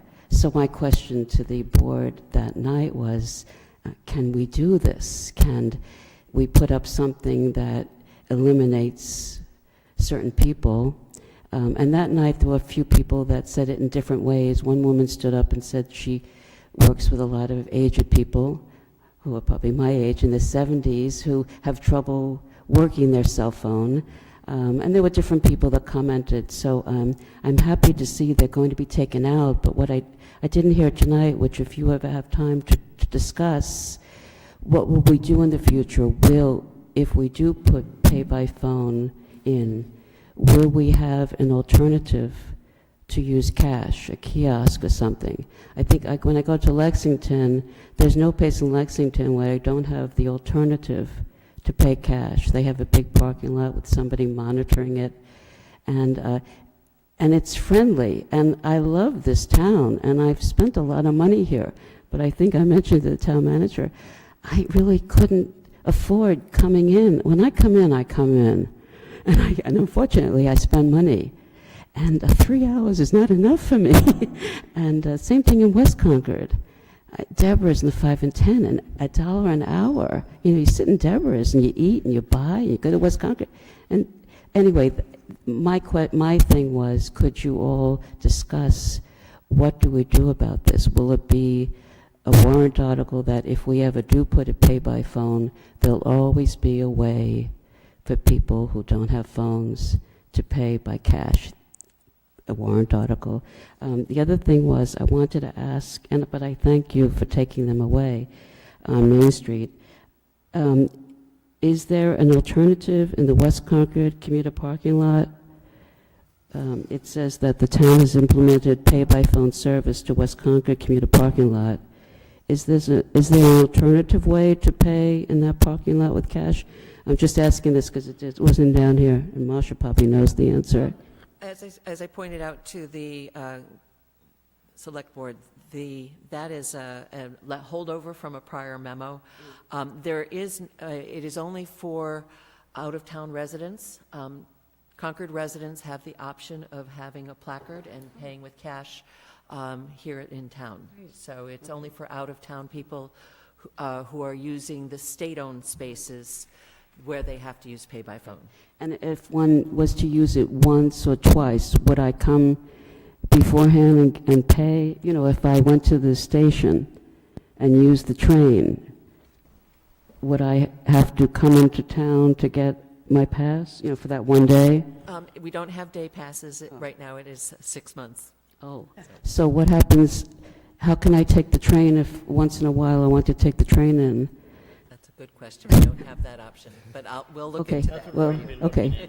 Since I gave 4 years of my life to turn it into a public train station, as you see, I never use it, but I did it because everybody wanted it to be a public train station. So I'm kind of asking a funny question, but I think it's important. But I thank you all. Progress in that. Yes. Well, thank God. Thank you, and thank you. Items still to go. Okay. I have one more question later for the next item. Thank you. All right. Just quickly, the comprehensive long-range plan, we're in the final phases. The consultant has delivered a final draft to our co-chairs, Elise Woodward and Gary Kleiman. They will be incorporating board and committee comments. That's going back to the comprehensive long-range plan committee by June 22nd to approve that final language. Then it goes back to the consultant for a final view, and scheduled for the July 10th planning board meeting, where they hopefully will approve or adopt and recommend to you that you adopt the plan. So hopefully this will be a scheduled item for later in July before the select board. Terrific. Thank you. That'll be exciting. Look forward to it. Thank you very much. Thank you. Thank you. Okay, we're ready to review and amend West Concord Advisory Committee charge. I think has been distributed to all of us in the package. Didn't look like an enormous. I kept looking for big changes. Well, I think it changes who will appoint. Yes, that's the significance. A lot of it is, otherwise it's changing with the times and our new name. Changing our name. So I don't know that there's much discussion. I don't think that there's any need to unless people want to discuss something. No. Well, Otherwise, I think you we have a probably- hand up again. What, You have a hand up? Oh, please come forward. Yes.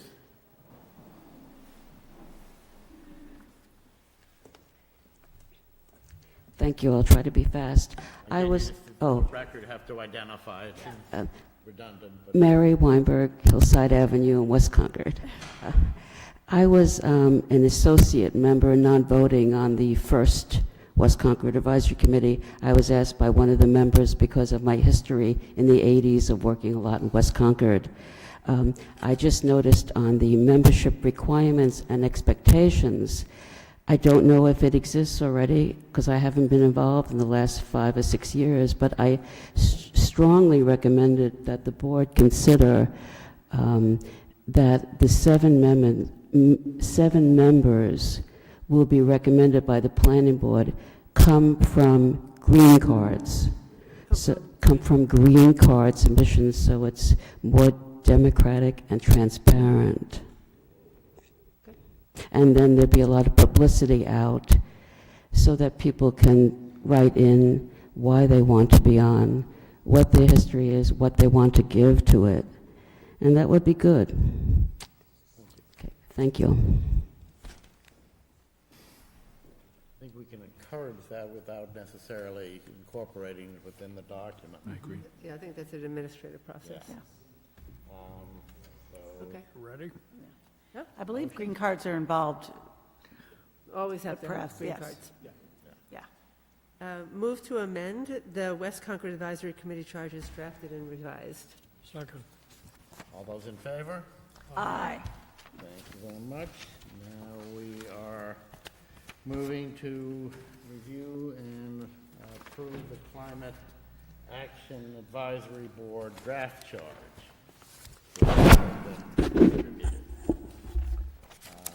So this, I'll just introduce this. Yes. We discussed this at a previous board meeting. We had a number of public comments that we were taking.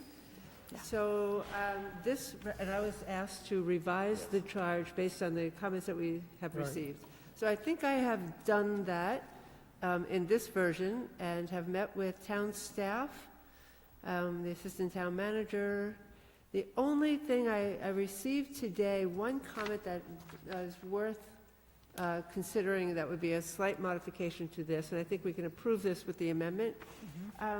Under membership, it says at least one representative recommended by the former EFTF. And I think that that is probably not administratively doable. The committee doesn't exist and they can't recommend. So the proposed language I would see here is at least one member of the former EFTF be on this committee. Because the former EFTF no longer meets unless we ask them to convene for one meeting to come up with recommendations to present to the select board. We couldn't even do that. I mean, it's been dissolved as a committee. It seems like what I think the intent is that the voice of the EFTF be represented on this new sustainability, the Climate Action Committee. So we're really one former member. Yes. Yeah. So at least one former member of the EFTF or one member of the former EFTF. Yeah, okay, yeah. Whichever. Former for there, yeah. It's there. Yeah. You're puzzled, Jane? I'm looking at the timeline on the Climate Action Advisory Board, which is open-ended. It's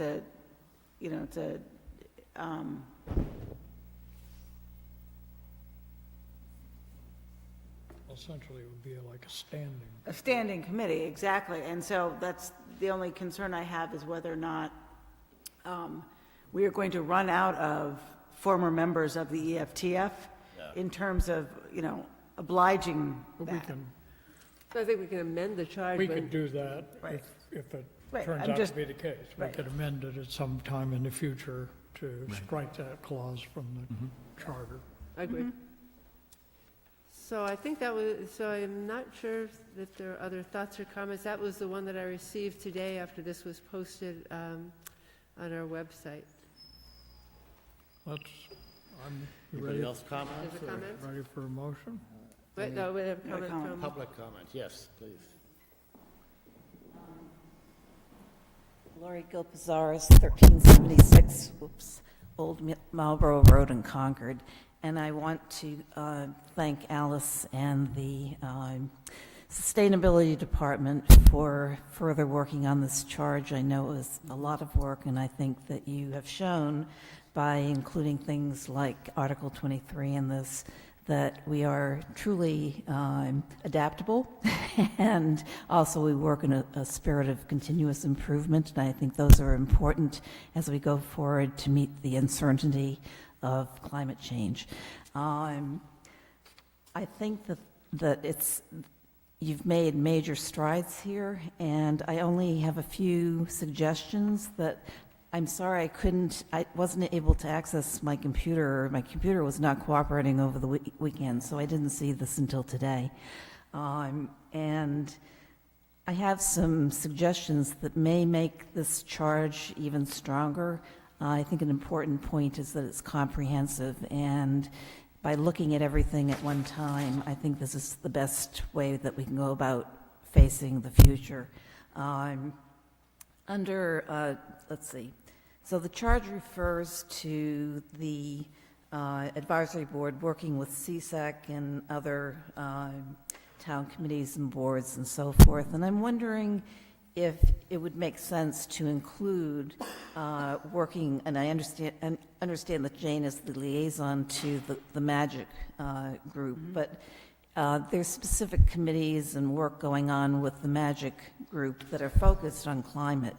And so does it make sense to have this board also work with or with the MAGIC climate component of the group? I have a suggestion, Tom. I'm not, I don't want to consider these on the fly.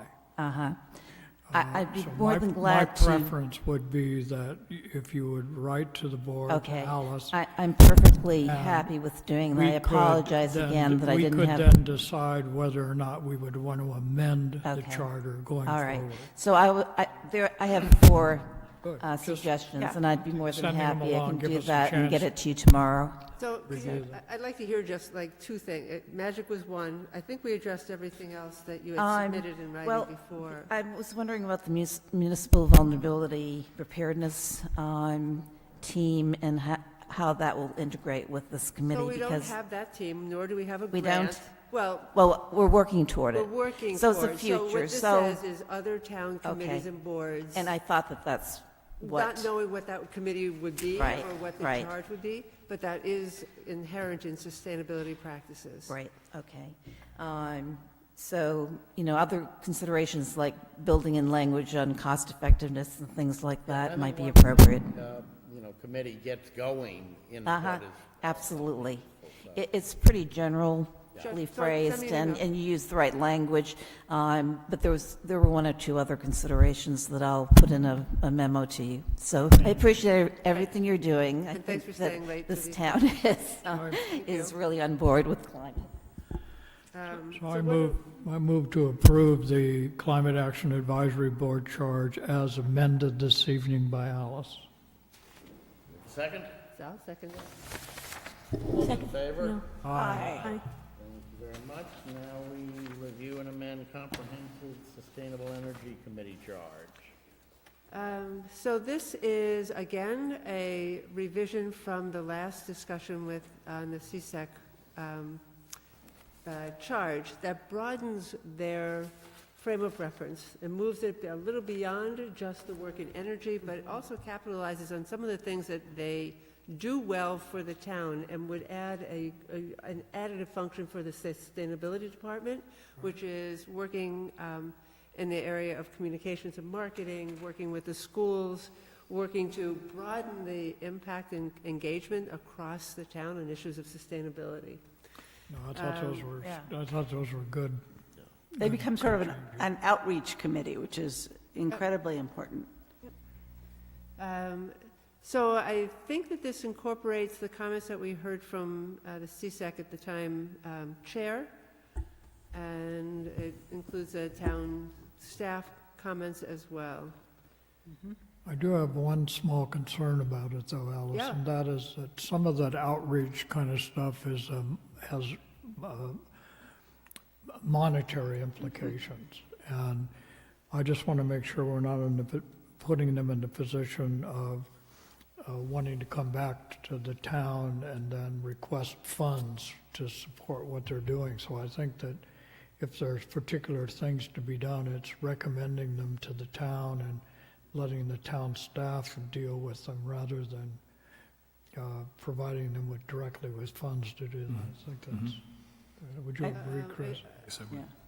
Yeah. I know that's always been a tension, because the Sawyer Trust was for so long was a tool that was put to work with CSEC's recommendations. So I'm trying to figure out where it's missing. It says to work closely with the Concord Sustainability Director and other town boards to assist in the town in measuring greenhouse gas emissions. Is it to develop a variety of tools to educate the public about the importance of the benefits of sustainable energy practices? I'm looking at where we need to. Those kind of, those So is it for an example. overarching statement you're looking for, maybe? Is that? Well, not even, I just want it on the record. Yeah, okay. that- The language needs to be. No, I don't think, Okay, no, okay. I don't think the language needs to be adjusted. I just think it's important to convey to them that They won't have an operating budget. they won't have an operating budget. Right. And they'll work with the town for any of the Right. projects that they work. And it does say to do some short-term and long-term planning with the sustainability department. Right. Okay. Any other comments or questions? Ready for the motion? I move to amend the Comprehensive Sustainable Energy Committee charge as drafted. Second. All those in favor? Aye. Thank you very much. We are now at the request for the marker at Sleepy Hollow. Sleepy Hollow Cemetery, Friends of Sleepy Hollow Cemetery. Alice wrote me an email stating that they wish to, Friends of Sleepy Hollow propose to install a stone honoring longtime members of the Friends of Sleepy Hollow Cemetery. The cemetery committee supports this, as members have donated time, money, and thought to preserving and enhancing public spaces within the grounds. In particular, as a garden space at the entrance of the grounds. We looked into it. We hadn't done this before. It seemed like a good idea, and I think correct me if I'm wrong, Chris, we do not need necessarily, this is something that can be done. That's right. My email mentions that we've allowed plaques to be installed out front. There's the garden club has a plaque there, and that's not really a naming practice. So we really do sparingly name buildings or even rooms within buildings after individuals, but having plaques. This one just thanks the garden club for the gift. It actually says the garden is a gift of the garden club. The Anderson property, there's a marker, I think I have to be almost this far away. There's a marker at Rideout, the new additional acre that was added to Rideout that notes the Anderson family presence. We on the Barrett Mill Farm, also that family, the McGrath families, there's a recognition there. So the APP doesn't say who should authorize plaques, so we might want to update the APP to say if you want to install a plaque, requires the board's approval or something like that. But it's a little easier to do that than to have the naming. Are we setting precedent though, so friends of, all organizations in town will want to?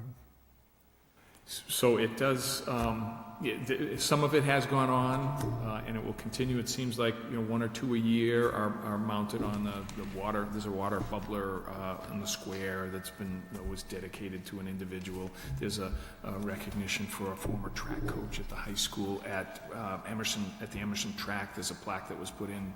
Well, the Beatty Center has a long list of names associated with the Beatty Center. So Beatty Center was named after a donor, and then that was intentional. That was a substantial gift that was made, and so that was done. So this is this plaque would be in honor of time that different residents have given to Friends of A particular couple who donated time and money and labor to develop this garden as you enter Sleepy Hollow. So it's not additive? There won't be other names added to it? It's one plaque? I don't think so. I think it was two individuals. Two individuals of the Friends of Sleepy Hollow who took care to develop this garden, plant it every year, nurture it, grow it. Yeah. And the funding for the little plaque or whatever is going to be by From whom? the Friends of Friends. Sleepy Hollow. So, Seems appropriate. Yeah. this is more of an information. Anybody have any strong objections to it?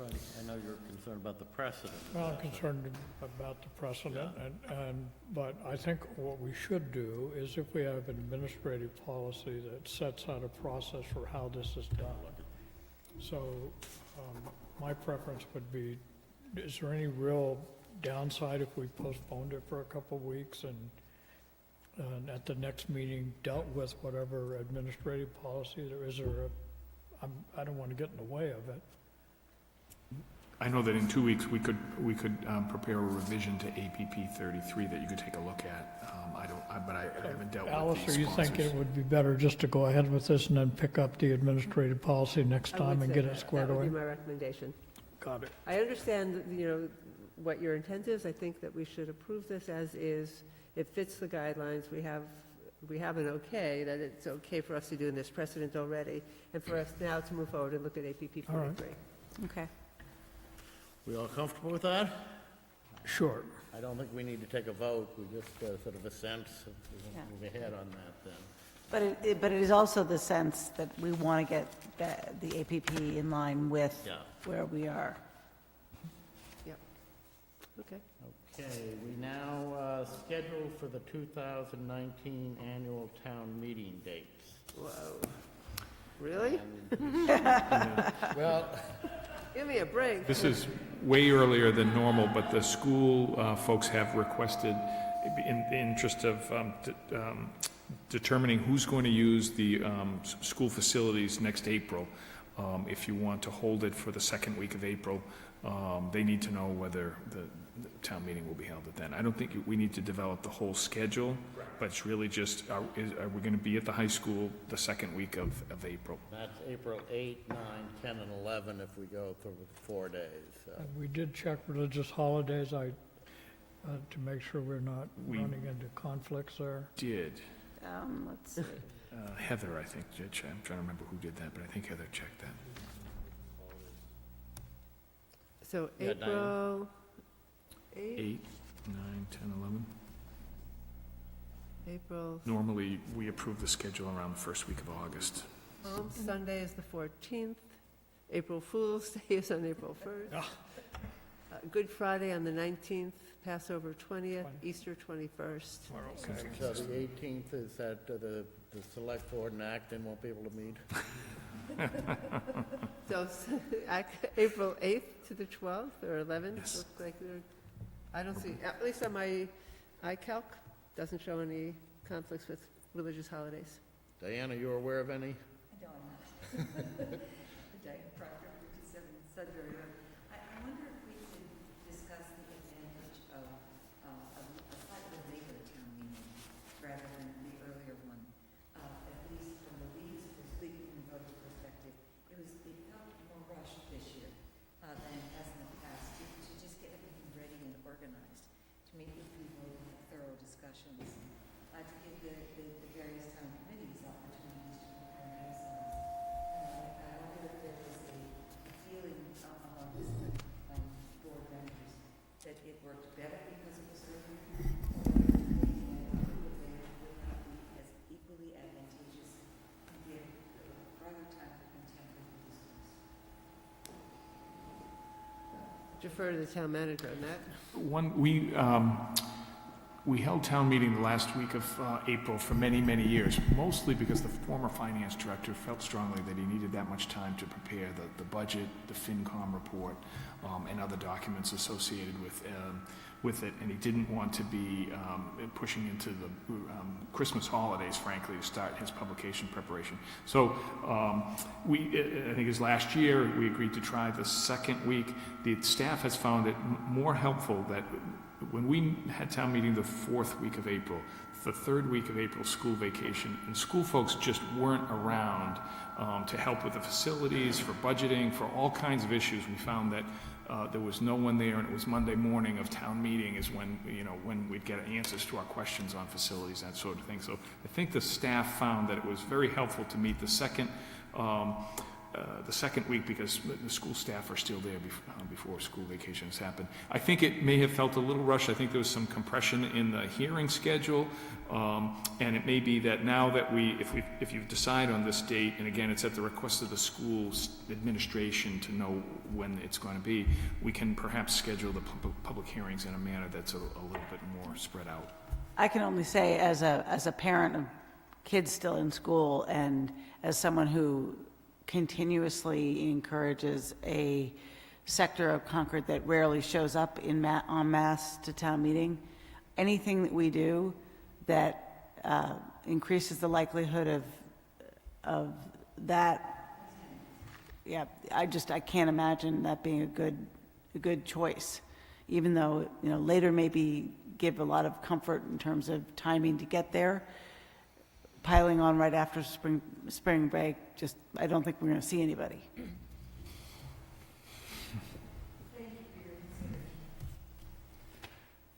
I'm wondering whether Linda had mentioned that it would be helpful to her to know that if we were going to have only one meeting in August, which meeting that would be. I assume it would be more likely to be the August 13th one rather than the 27th, but I don't know if people have preferences, and we may have to meet both times, but I think the hope is we can probably do with just one. Doesn't matter. Pick one. Hasn't that been our Did you practice? have a preference as to which one? I know I can't be at the 13th. 13th, okay, so then. But that, that. No, but I mean, if it's all, all the same to everybody else, we can accommodate. So the 13th. Maybe too early to determine, Well, the point would be, though, if we were gonna cancel one, we could do that would be our priority, is to cancel that one, so. That comfortable with you? Sure. Okay, I don't think we have to do anything with that at that point. Are we setting the date for town meeting, or are we just indicating our? Well, I'm hoping that you'll vote to plan for the 2019 annual town meeting, the second. Beginning the April 8th. 8th to 11th, yeah. And we'll give you a more full schedule to vote on probably in July. Okay. With the public hearings and the snow cancellation dates and all that. Need to take a vote on that, do you think, or, okay? Yes, we do. Do we have So a it's the motion 8th, to? 9th, 10th, and 11th. 11th if necessary. I move to set the dates for the 2019 annual town meeting as April 9th, 10th, 11th, 8th, 9th, 10th, and 11th. Second? Second. All those in Right, I favor? don't care. Aye. Thank you. 4 consecutive numbers beyond me, I can. Public comments. Okay, we've, Anybody left, once again? Outlasted the public pretty well, except, Oh, dear. committee liaison. Oh. In the interest of time, I think I would suggest we postpone them to our next meeting. Excellent idea. Why don't we then move any miscellaneous or correspondence people want to comment on? I think we've incorporated most of it in our, Well, we note in our Notes, packet, we had a letter from Mr. Montague. but didn't we discuss that during the parking? Yeah. Well, we didn't discuss his letter, we just okay. acknowledged that we received it. Okay, we're ready for committee nominations. Okay, I nominate Carol Steele of 52 Sorrel Road to the Bruce Freeman Rail Trail Advisory Committee. Committee appointments. Move to appoint Yanis Tsetsas, or something close, I'm sorry if I mispronounced that, at 33 Brook Trail Road to the Concord Housing Development Corporation for a term to expire May 31st, 2021. Dennis Fiore of 309 Strawberry Hill Road and Patricia Nelson of 52 Cottage Lane to the Library Committee for terms to expire May 31st, 2021. And are we also, no, Carol Steele, right, because I think they want to move that along, so I we're think they need quorum, right? doing the... Yeah, in order to affect quorum. Yep. so then I will also move to appoint Carol Steele of 52 Sorrel Road to the Bruce Freeman Rail Trail Advisory Committee for a term to expire May 31st, 2021. Second? Second. All in favor? Aye. Committee reappointments. Move to reappoint Burton Flint of 1643 Main Street to the Community Preservation Committee as the Planning Board designee for a term to expire May 31st, 2019. Hester Schnipper of 631 Main Street to the Community Preservation Committee as the Housing Authority designee for a term to expire May 31st, 2020. Peter Ward of 29 Pilgrim Road to the Community Preservation Committee as the Recreation Commission designee for a term to expire May 31st, 2019. Second. All in favor? Aye. Confirm town manager's administrative appointments.